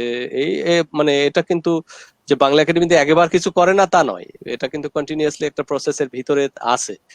তবে যেটা যেহেতু কালচারাল মিনিস্ট্রির অধীন আমাদের প্রতিষ্ঠান, কালচারাল মিনিস্ট্রির অধীনে অনেকগুলো মানে আদিবাসী ইনস্টিটিউট আছে, সেই জায়গা থেকে মানে হয় একটু সমস্যা থাকতে পারে, মন্ত্রণালয়ের সঙ্গে চিন্তার একটা সাংঘর্ষিক জায়গা তৈরি হতে পারে। তবে সেটাও নিরসন করা সম্ভব আপনারা যদি সাহিত্যিক এবং সাংস্কৃতিক গবেষণার জায়গা থেকে গুরুত্ব দিয়ে, বা ভাষার জায়গা থেকে, যেহেতু এটা ভাষা চর্চার একটি প্রতিষ্ঠান, সেই জায়গা থেকে যদি আপনারা কথা বলেন, তাহলে আমার মনে হয় যে আমাদের ঊর্ধ্বতন যে কর্তা ব্যক্তিরা আছে তাদের সঙ্গে কথা বললে পারে হয়তো কিছু না কিছু চিন্তার দিগন্ত খুলবে। আরেকটা স্মরণিকা চাকমা, উনিও কয়েকদিন আগে আলাপ হয়েছে ওনার সাথে, উনিও মানে ফোকলোর বা সংস্থা মানে কি বলবো লোক সংস্কৃতি নিয়ে কিছু কাজ করতে চাচ্ছে বা কাজ করছেন এখন ছোটখাটো ভাবে ওই চাকমা চাকমাকে নিয়ে, চাকমা ভাষাকে নিয়ে। তো উনি যেটা জানতে চাচ্ছেন যে পাবলিক কোনো ইউনিভার্সিটিতে কি আদিবাসী ফোকলোর নিয়ে কোনো কোর্স কি আছে, যদি থাকে এটা কিভাবে সম্পৃক্ত করা যেতে পারে। হ্যাঁ, এটা খুব সুন্দর প্রশ্ন। আসলে বহু বিশ্ববিদ্যালয়ে কিন্তু এই বিষয় নিয়ে স্টাডি হয়। বিশেষ করে আমি বলছিলাম এনথ্রোপোলজি ডিপার্টমেন্ট, এছাড়া সেলিম আল দ্বীনের প্রতিষ্ঠিত নাটক ও নাট্যতত্ত্ব বিভাগ, উনি কিন্তু একটি নতুন নাট্য আঙ্গিকেরও জন্ম দিয়েছিলেন, নিও এথনিক থিয়েটার। সেটা কিন্তু আদিবাসীদের বিশেষ করে মারমাদের একটি রূপকথা নির্ভর করে, এবং মান্দিদের আদিবাসীদের নির্ভর করে, এবং আরো অন্যান্য কয়েকটা আদিবাসী সাঁওতালদের সঙ্গে মিক্সড করে কয়েকটি নাটক লিখেছিলেন, এবং সেই নাটকগুলোকে উনি নিও এথনিক থিয়েটার নাম দিয়েছিলেন। সেক্ষেত্রে জাহাঙ্গীরনগর বিশ্ববিদ্যালয়ের নাটক ও নাট্যতত্ত্ব বিভাগে কিন্তু বেশ কিছু কাজ হয় আদিবাসীদের বিষয় নিয়ে। এছাড়া আমাদের দেশে যে ফোকলোর মানে বিভাগ আছে বিশ্ববিদ্যালয়ে, কয়েকটি বিশ্ববিদ্যালয়ে, সেখানেও কিছু কিছু কাজ আছে। তবে আমি যেটা বলছিলাম সেটা হলো যে আসলে এইসব বিভাগের একটি খণ্ডিত ছোট্ট একটি অংশ না থেকে বাংলাদেশের আদিবাসীদের এত ডাইভার্সিটি, এত তার সমৃদ্ধ, সেই সমৃদ্ধির জায়গাটাকে পূর্ণাঙ্গ রূপে দেখার জন্য আমাদের দরকার আসলে আদিবাসী স্টাডিজ ডিপার্টমেন্ট বা আদিবাসী স্টাডিজ একটা ইউনিভার্সিটি হলে পারে আরো ভালো হতো। না, সেটাই আপনার কবিতা দিয়ে কথাও একই, আপনি ওই একই কথা আগে যেটা বলছেন ওইটা। তারপরে কবিতা দিয়েও বলছেন যে 1960 সালে এক পুনর্জাগরণ দরকার। মানে ওই বিষয়টা না সবাই চিন্তা করছে, সবাই চিন্তা করছে এখন। হ্যাঁ, যে বাংলা একাডেমি থেকে তো শুরু করবেন, পাশাপাশি যে আমাদের একাডেমি বা ইউনিভার্সিটি গুলোও যাতে যেন ওইটাকে কিভাবে সম্পৃক্ত করা যায়। যাই হোক, আমরা ওই বিষয় নিয়ে আরেকটু কি করব, আলাপ করব। তো আমার কাছে, আপনার কাছে আমি আরেকটা বিষয় যেটা জানতে চাই, যে বাংলাদেশের প্রেক্ষাপটে যেহেতু আপনি বাইরেও ঘুরেছেন, তো এই যে ফকলোর বা আমরা যে লোক সংস্কৃতি বা লোক সাহিত্য বা দিকে, তো ওইটার ভবিষ্যৎটা কি দেখতে পান? বাংলাদেশের প্রেক্ষাপটে তো আসলে আমাদের যদি মৌলিক জ্ঞানের কথা বলেন, সেটা কিন্তু এই আমাদের লোকায়ত জ্ঞান বা সাহিত্য বা সংস্কৃতির চর্চার ভিতরেই আছে, কিন্তু আমরা সেটাকে সবসময় অবমূল্যায়ন করে থাকি। সেটাকে মূল্যায়ন করলে পারে কিন্তু আমরা একটা গভীর জায়গাকে আবিষ্কার করতে পারবো এবং নিজেদের ভিতরে একটা আত্মশক্তিতেও আমরা বলীয়ান হয়ে উঠতে পারবো। এবং সব থেকে বড় ব্যাপার আমি দেখেছি যে মানে একটি বিষয় আমরা হয়তো একটু বাদ দিয়েও গেছি, সেটা হলো আমি যেটা বলতে চাই যে এই সুরক্ষার জন্য যেটা খুব প্রয়োজন, সেটি হচ্ছে যে আমাদের যদি শিক্ষা পদ্ধতির সঙ্গে এই একদম প্রাথমিক বিদ্যালয় থেকেই এই আদিবাসী বিষয়গুলো তাদের নিজেদের স্থানীয় শিক্ষার সঙ্গে যুক্ত করা হয়, তাহলে পারে সেটা আরো বেশি গ্রহণযোগ্য এবং মানে একটু সুরক্ষার জায়গাটা আরো আরো গভীর হবে। এবং তখন কিন্তু এখান থেকে বেরিয়ে আসা ছাত্রছাত্রীরা এক সময় যখন সামনে এগোবে, তারাও কিন্তু একটা কন্ট্রিবিউট করতে পারবে আর একটু উচ্চতর শিক্ষা ব্যবস্থার সঙ্গে তাদের এই লোকায়ত জ্ঞানের বিষয়টাকে সামনে এগিয়ে নিয়ে যাওয়ার ক্ষেত্রে। সেটাও ভাবনা চিন্তার আছে। না, ওইটাই মানে এখন জিনিসটা, হ্যাঁ আমি পজিটিভই দেখতে চাই আর কি, যে সব জায়গায় বিশেষ করে আমাদের এখানে যে নর্থ আমেরিকায় যদি বলি যে এমনিতে তো সারা পৃথিবী থেকে যে আসছেন, পাশাপাশি সারা পৃথিবী থেকে আসছে বলেই কিন্তু লোকাল, আমরা যেটা বলে যে আদিবাসী বা মানে হুম স্বজাত বা স্বভূমির যে ওইটাকে কখনো আমরা কি করি না, মানে কি বলে এড়িয়ে চলি না বা ওইটাকে কি করি না। হ্যাঁ, এটা এখন হুম বাংলাদেশেও ইউরোপীয় যেটা শিল্প সাহিত্যে যেহেতু আছে, স্বাভাবিক লোক সংস্কৃতিতেও কিছুটা হলেও, একটু আগেও যেটা আপনি প্রশ্ন করলেন যে প্রেজেন্টেশন, তো প্রেজেন্টেশন কিন্তু আমাদের পুরনো জিনিসটাকে নিয়ে আসাও তো এক ধরনের প্রেজেন্টেশন। অফকোর্স। এই যে আপনি যে বাঁশের কথা বললেন, যে আদিবাসীদের বা বিভিন্ন বাংলাদেশের বিভিন্ন জাতিসত্তার এই যে লোকজ, যে আমরা বলছি যে বাদ্যযন্ত্র, হুম বাদ্যযন্ত্র তো অনেক আছে, আমরা তো বাংলাদেশে তো খুব কম চর্চা করি। তো এইরকম করে প্রত্যেকটা জাতিগোষ্ঠীর যে লোকজ যে বাদ্যযন্ত্রগুলো আছে, ওইটা নিয়েও যদি আমরা ছোটখাটো একটা মিউজিয়ামও, মানে আমি জানি না হুম হুম। দেখি না, এখানে কিন্তু আছে। হুম, হ্যাঁ, আপনার বোস্টনেও আছে, ওনাদের কিন্তু আলাদা একটা আদিবাসীদের একটা সুন্দর হ্যাঁ আলাদা। হ্যাঁ। তো এইভাবে বাংলাদেশের প্রেক্ষাপটে ওটা কিন্তু টিকিট দিয়েও দেখে মানুষ। হ্যাঁ, তো তো সে ধরনের চিন্তা। আচ্ছা, এটা গেল একটা জিনিস। আর একটা, আপনি একটু আগে তো বললেন অনেকের কাছে বা অনেক কিছু, যে আপনি, আমরা যারা শুনছি, আপনি দেখছেন যে আজকের বেশিরভাগ দর্শক কিন্তু আদিবাসী মানে জনগোষ্ঠী, সেটা জি জি। সিলেটের, চিটাগাংয়ের এবং ময়মনসিংহ, নেত্রকোনা বা উত্তরবঙ্গের কিছুটা হুম কম আছে, কিন্তু উত্তরবঙ্গ নিয়েও আমরা কাজ করছি। তো এই যে আমাদের সবাইকে, যারা দেশে এবং বিদেশ সবার উদ্দেশ্যে আপনার একটা মানে কি বলবো, মানে জাস্ট আপনার বোধ থেকে যদি কিছু বলতে চান বা কিছু বলেন, কারণ আমার অনেকক্ষণ সময় হয়ে আসছে, তো আপনারও আমি জানি অনেক কাজ, আমি বেশিক্ষণ ধরে রাখতে যাচ্ছি না।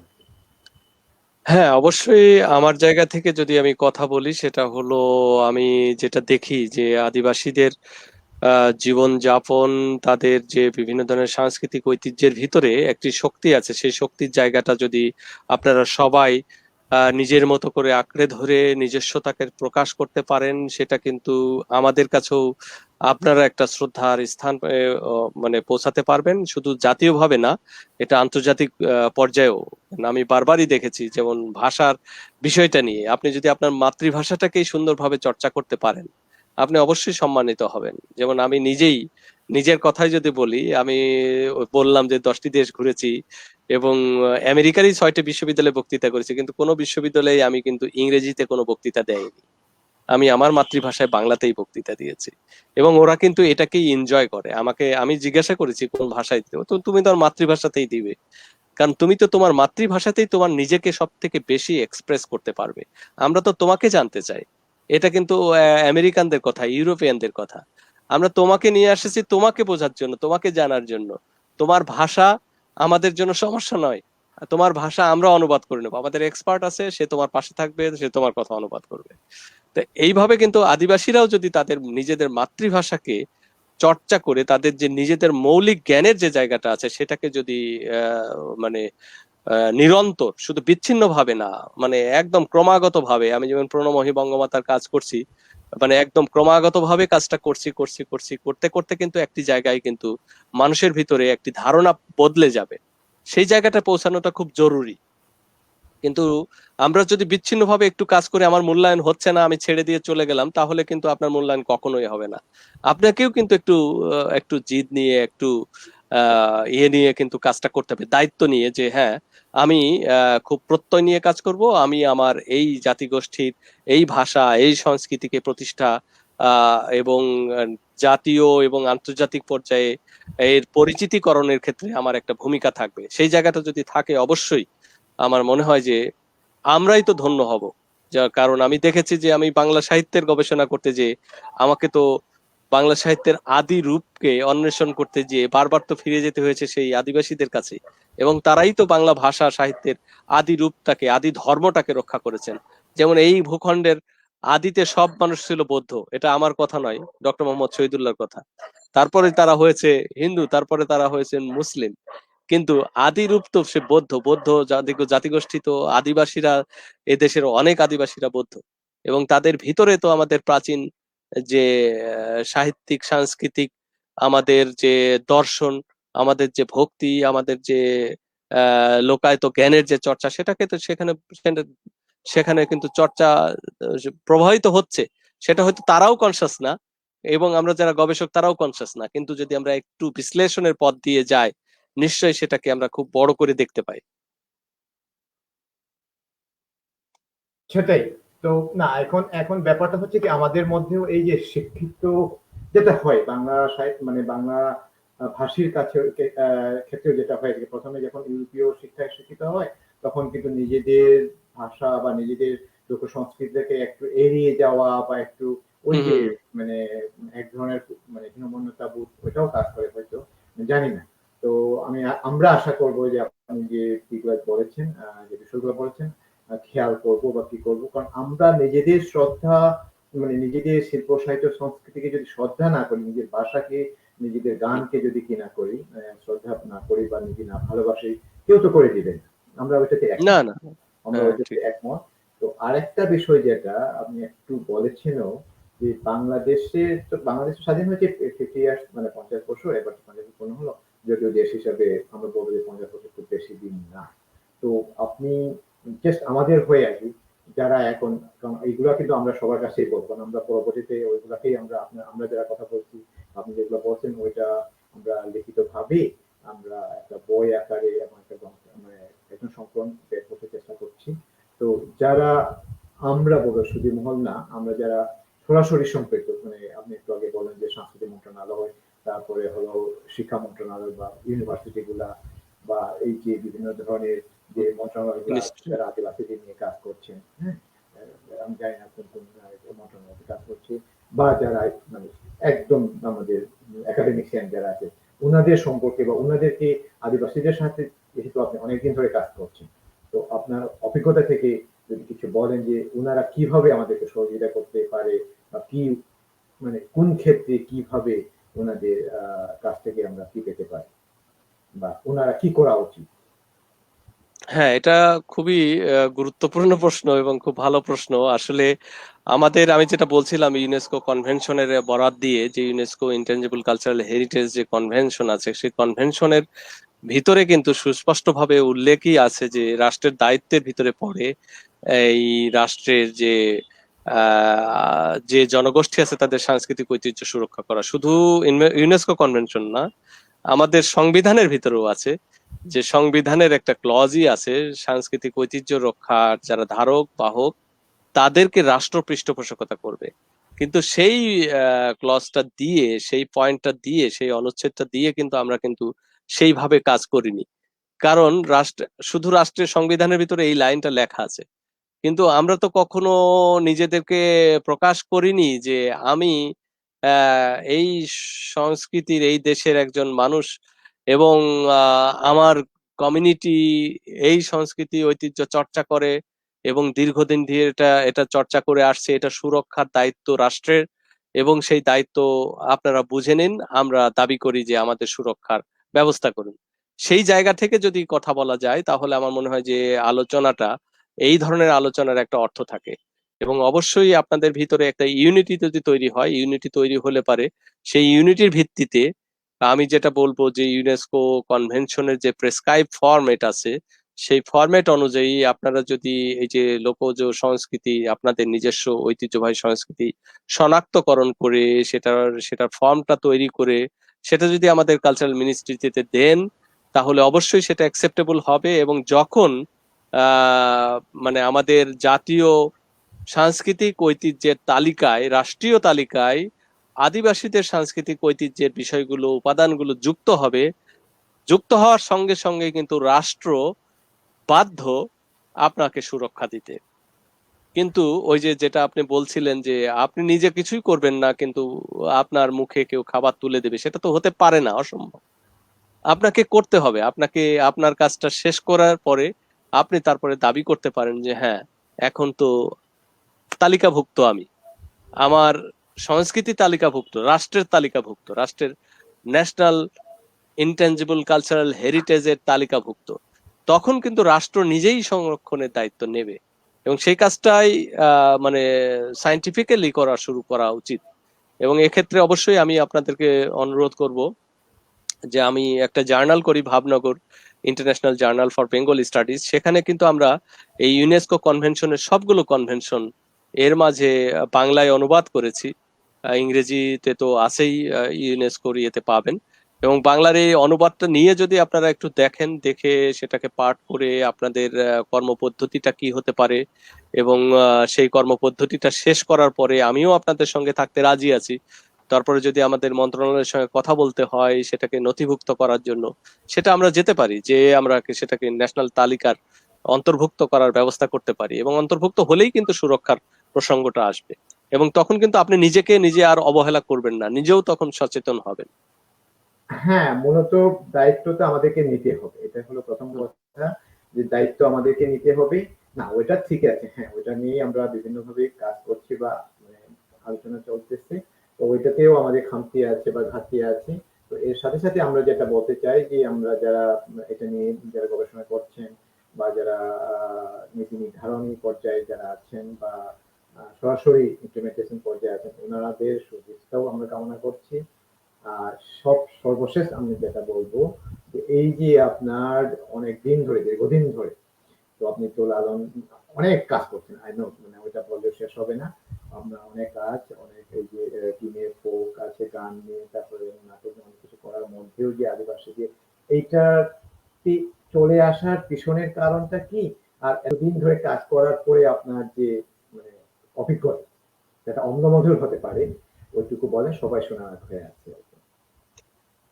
হ্যাঁ, এটা আসলে আমি যে খুব আকস্মিক ভাবে এসেছি তা নয়। আমি আসলে একদমই, যেহেতু আমি সব সময় নতুন একটি জ্ঞানের প্রতি আমার আকর্ষণ আছে, আর আমি আমার কথার ভিতরে বলেছি আমার যে গবেষণার জগৎ, সে গবেষণার একটা পারিপার্শ্বিক প্রয়োজনেই গিয়েছি। আরেকটি বিষয় আছে যে আদিবাসীদের অনেক কিছুই এখনো অজানা, এবং আদিবাসীদের উপরে যত বই পুস্তক প্রকাশিত হয়েছে আমি সেগুলো দেখি, লক্ষ্য করি।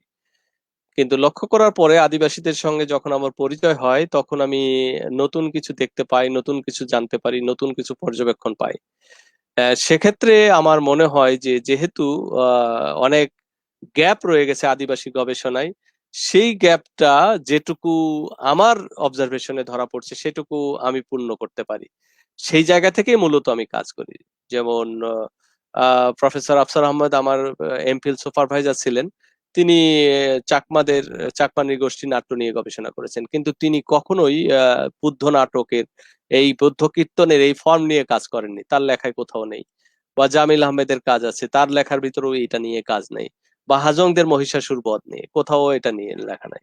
সেই কাজগুলো মূলত আমি কাজ করি। আর যেমন মণিপুরীদের রাসের কথা, রাস আমরা সবাই বিনোদনের জন্য দেখে আসি, চলে আসি, কিন্তু রাস যে গভীর একটা দর্শন, রাসের প্রত্যেকটা বিষয় যে খুব গভীর তাৎপর্যপূর্ণ, তাৎপর্যমণ্ডিত, সেটা একটু ন্যারেটিভ একটা যদি একটা রিসার্চ হতে পারে, সেই রিসার্চের ভিত্তিতে পরবর্তীতে যদি আর একটু বিশ্লেষণী রিসার্চ হতে হয়, তাহলে সেটা ভালো হতে পারে। সেক্ষেত্রে আমার একাই কিন্তু দুই রকম রোল প্লে করতে হয়েছে। একটা হলো যে আমি ওই ডেসক্রিপটিভ রিসার্চ যেটা, সেটাও আমাকে করতে হয়েছে পর্যবেক্ষণ থেকে বর্ণনামূলক, এবং পরবর্তীতে যেমন আমি শ্রীকৃষ্ণ কীর্তনের সঙ্গে নটপালার যে তুলনামূলক আলোচনা করেছি, মানে সেটা সেই সেই বিশ্লেষণ ধর্মী কাজটাও করতে হয়েছে। কিন্তু আমি মনে করি যে এইটা যদি আরো অনেকেই এই ধরনের কাজে আসতো, তাহলে কেউ বর্ণনামূলক কাজ করবে, কেউ বিশ্লেষণীমূলক কাজ করবে, কিন্তু এইগুলো যেহেতু সবই আমাদের প্যাশন থেকে হচ্ছে, আমরা কিন্তু কোথাও থেকে কোনো উদ্দীপনা পাইনি। আমরা না কোনো ইনস্টিটিউট থেকে উৎসাহ পেয়েছি, না কোনো ব্যক্তির কাছ থেকে উদ্দীপনা পেয়েছি, আমরা কিন্তু নিজের মন থেকে এই কাজগুলো করি। এবং আদিবাসীদের উপরে যারাই গবেষণা করেছে, কিছু এনজিও বাদে, অধিকাংশ দেখা যাচ্ছে পার্সোনাল রিসার্চ। কিন্তু আমাদের এখানে কোনো ইয়ে নাই, স্কলারশিপ নাই। স্কলারশিপ থাকলে পারে এই কাজগুলো আরো গভীরভাবে, আরো তাৎপর্যপূর্ণভাবে, আরো ভালো একাডেমিক জায়গা থেকে করা যেতে পারতো। সেক্ষেত্রে স্কলারশিপের জায়গাটা কিভাবে তৈরি হতে পারে সেটা নিয়েও আপনারা ভাবতে পারেন, আমরাও ভাবতে পারি।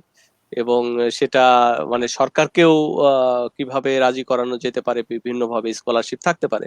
যেমন মাতৃভাষা ইনস্টিটিউট কিছুই করছে না, কিন্তু মাতৃভাষা ইনস্টিটিউট যদি একটা আদিবাসী গবেষণার জন্য একটা স্কলারশিপ তারা যদি রাষ্ট্র থেকে দেওয়ার অর্গানাইজ করতে পারে, যে হ্যাঁ ঠিক আছে, প্রতি বছর 10টা আদিবাসী কমিউনিটির উপরে যারা রিসার্চ করবে তাদের স্কলারশিপ দেবে।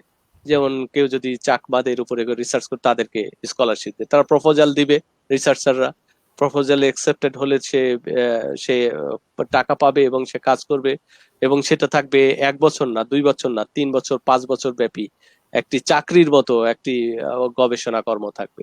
তখন সে ডিভোটেডলি কাজটার ভিতরে যুক্ত হতে পারবে। কিন্তু আমাদের দেশে আরেকটি প্রবলেম আছে, সেটা হলো যে রিসার্চারদের ভিতর তো প্রফেশনালিজম নাই।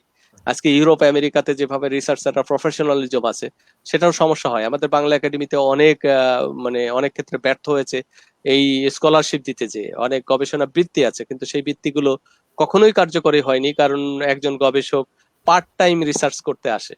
তারা হঠাৎ করে হয়তো ছাত্র বা কোনো একজন অবসরপ্রাপ্ত লোক এসেছেন, মানে টাকাগুলো নিলেন, তারপরে 1 বছর চলে যাওয়ার পরে আর তার কোনো খোঁজ নাই, তার ফোন ধরে নেওয়া যায় না, তার ঠিকানায় পাওয়া যায় না, শেষ পর্যন্ত আমাদের জবাবদিহিতার ভিতরে পড়তে হয়।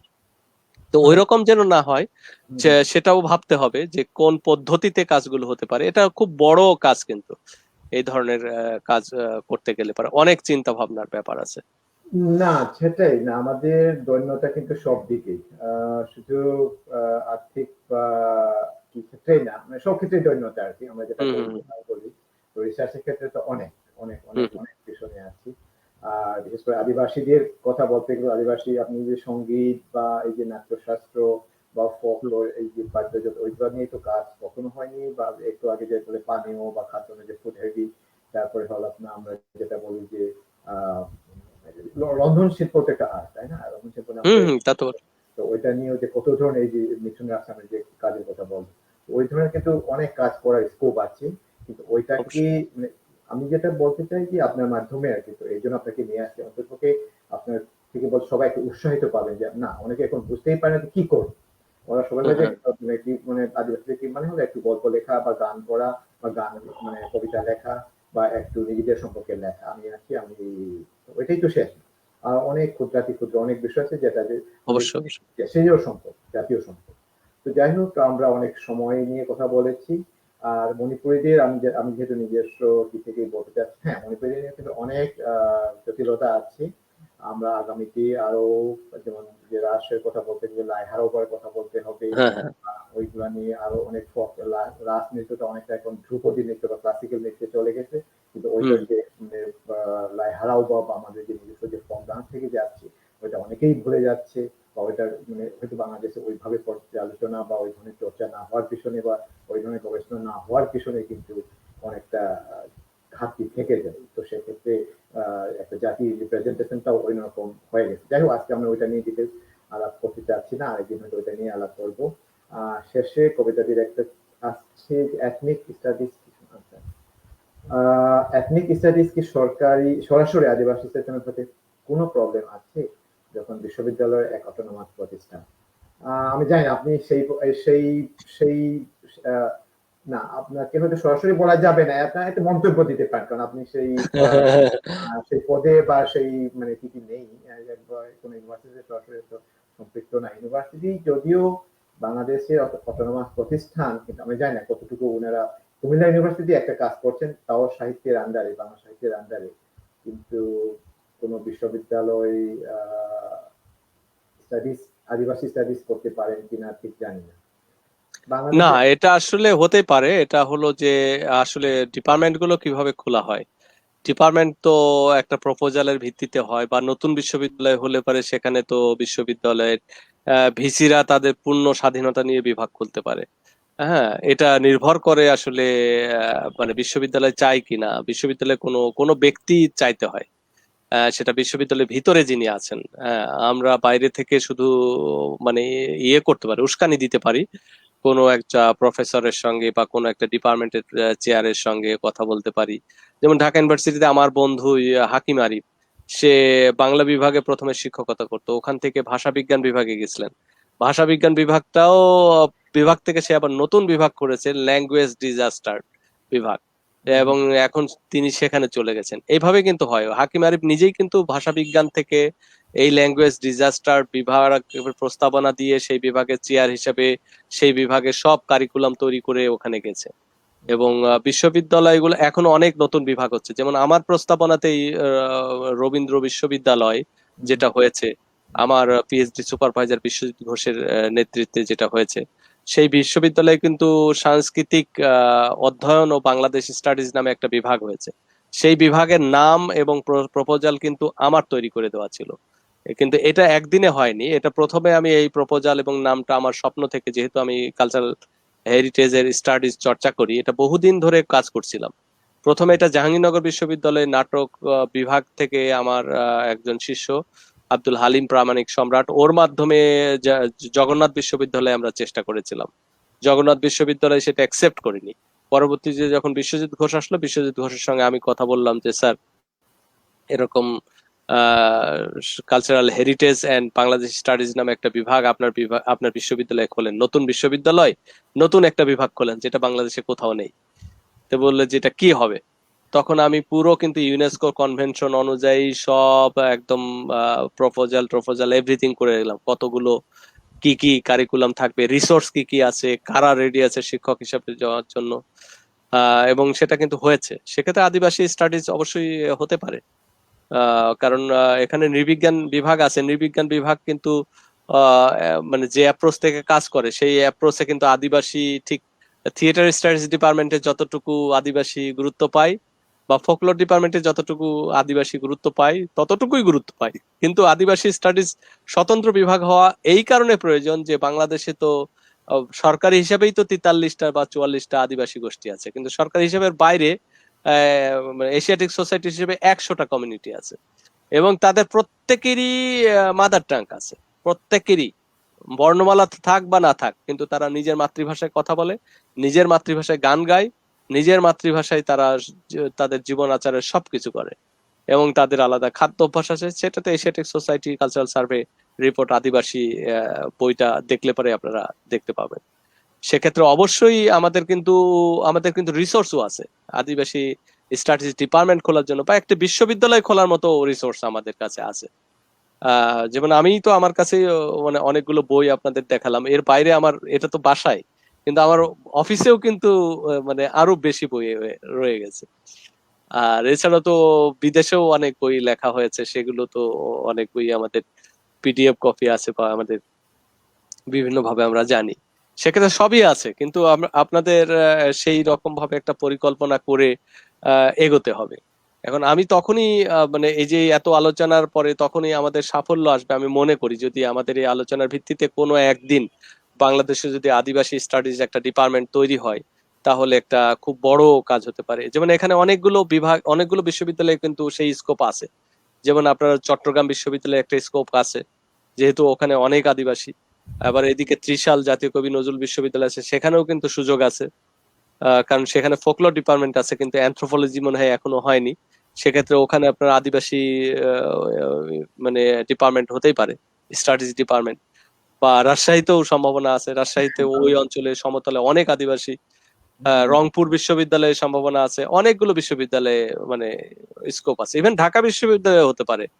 কারণ ঢাকাতে কেন হতে পারে, ঢাকা বা জাহাঙ্গীরনগর হতে পারে, কারণ ঢাকাতে তো আপনার তো সব আদিবাসী গোষ্ঠীর ছাত্র ছাত্রীরা ঢাকাতেই থাকে বা এই এলাকায় থাকে। তো তারা যদি তাদের নিজেদের বিভাগ থাকলে নিশ্চয়ই তারা মানে সেই বিভাগে তারা পড়ার সুযোগ পাচ্ছে, এবং সেটা ইন্টারন্যাশনাল অনেক স্কলারশিপের সুযোগ আছে।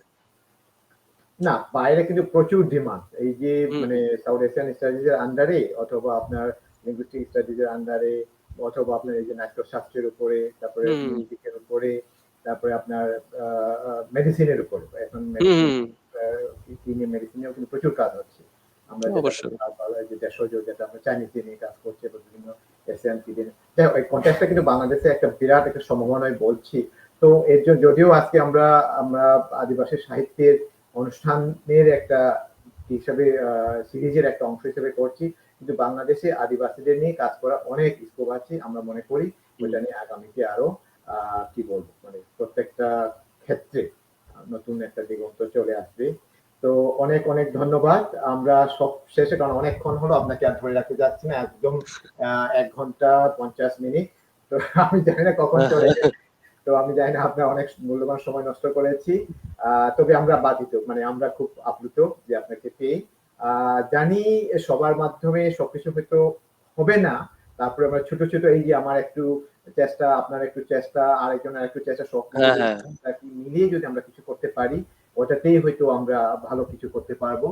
আহ আমি জানি না আগামীতে আমরা একটা সুন্দর সহনশীল একটা বাংলাদেশ চাই, যেখানে বাংলা ভাষার পাশাপাশি বাংলাদেশের যে অপরাপর যে জাতিগোষ্ঠী বা অপরাপর যে ভাষাগুলো আছে, তাদের মহিমায় কি বলবো মানে উজ্জ্বল হিসাবে থাকবে। শুধু বাংলার নাচ বা বাংলার গান বা বাংলার সাহিত্য না, বাংলা সাহিত্য বা এর পাশাপাশি বাংলাদেশের সাহিত্য, বাংলাদেশের স্যার যেটা বলবেন যে বাংলাদেশের লোকজ সংস্কৃতি বলতে বা বাংলাদেশের লোক সংস্কৃতি বলবে বাংলাদেশের প্রত্যেকটা জাতিগোষ্ঠীর লোক সংস্কৃতিকেও বোঝাবে। হ্যাঁ, তো আমরা ওই আশা রাখছি।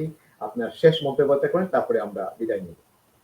না, আমি আর কোনো মন্তব্য করব না। সবার মঙ্গল হোক, এবং সবাইকে অবশ্যই আমার পক্ষ থেকে শুভেচ্ছা এবং শুভকামনা জানাই। আর যারা এতক্ষণ খুব ধৈর্য ধরে আমার কথা শুনেছেন, এবং অগোছালো ছিল প্রচুর কথা, এবং কোনো ভুল ভ্রান্তি হলে অবশ্যই ক্ষমা সুন্দর দৃষ্টিতে দেখবেন। অবশ্যই আপনারা কমেন্টে জানাবেন। আমার যদি কোনো ভুল থাকে সেটাকে শুধরে নেওয়ার চেষ্টা করব। আর আমি আসলে এই প্রোগ্রামটার ভিতর দিয়ে নিজে অনেক কিছু শিখলাম, অনেক কিছু জানলাম। আপনারা যারা প্রশ্ন করেছেন, তাদের প্রশ্নর ভিতর দিয়ে অনেক চিন্তার দুয়ার খুলেছে, এবং সেটা নিয়ে ভবিষ্যতে নিশ্চয়ই কিছু না কিছু আহ, কাজ করতে পারবো। এবং আসলে তো আমাদের হলো, লেখকদের হলো অতৃপ্ত হৃদয়। আমাদের কাজ করে কখনো হৃদয় মানে তৃপ্ত হয় না। আর আদিবাসীদের বিষয় নিয়ে কাজ করতে গেলে হৃদয় কখনোই তৃপ্ত হবে না, কারণ এত বর্ণিল, এত বৈচিত্র্যময়, এবং যার অনেক কিছুই এখনো আবিষ্কারই করা হয়নি। সেই আবিষ্কারের পথ দিয়ে যেন যেতে পারি, সেই আশীর্বাদটুকু করবেন। সবার মঙ্গল হোক। জয় গুরু। জয় গুরু। আমরা আজকের মতো এখানেই শেষ করছি। যারা আমাদেরকে মন্তব্য দিয়ে প্রশ্ন করে কি বলবো আমাদের এই অনুষ্ঠান থেকে আরো লাইভলি, আরো প্রাণবন্ত করার জন্য সবাইকে ধন্যবাদ। এবং সর্বশেষে অনেকেই খোলা মনে আপনাকে কি বলবো ধন্যবাদ জানিয়েছেন। আপনার বই পেতে চাচ্ছেন, বই পাওয়াটা একদম ইজি। বাংলাদেশের প্রত্যেক, আমার মনে হয় অনলাইন কিগুলাতেও হ্যাঁ, পাওয়া যায়। রকমারি.com এ পাওয়া যায় সবে। পেয়েছি, দেখেছি, অনুসারের নাম বলেই আপনারা যে সার্চ করবেন, অনেক বই আপনার পছন্দ মতো নিয়ে নিবেন। তারপরে আমি জানি না পিডিএফ আকারে আছেন কিনা, আছে কিনা, আমি দু একটা পড়েছি।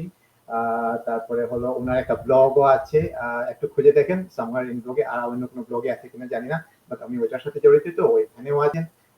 স্যারের কাছে যদি আপনারা যেতে চান সরাসরি বাংলা একাডেমিতে হাজির হবেন। উনি খুব আমি যতটুকু শুনেছি একদম খোলা মনের মানুষ, ওনার কাছে যেতে পারবেন। শুধু আমাদের আদিবাসীর বিষয় না, বাংলাদেশের পুরো আমি বলবো যে মানে লোকজ যে গান, লোক সংস্কৃতি, লোক সাহিত্য নিয়ে যা কিছু জানার স্যারের কাছে সরাসরি যান বা ফোন করবেন।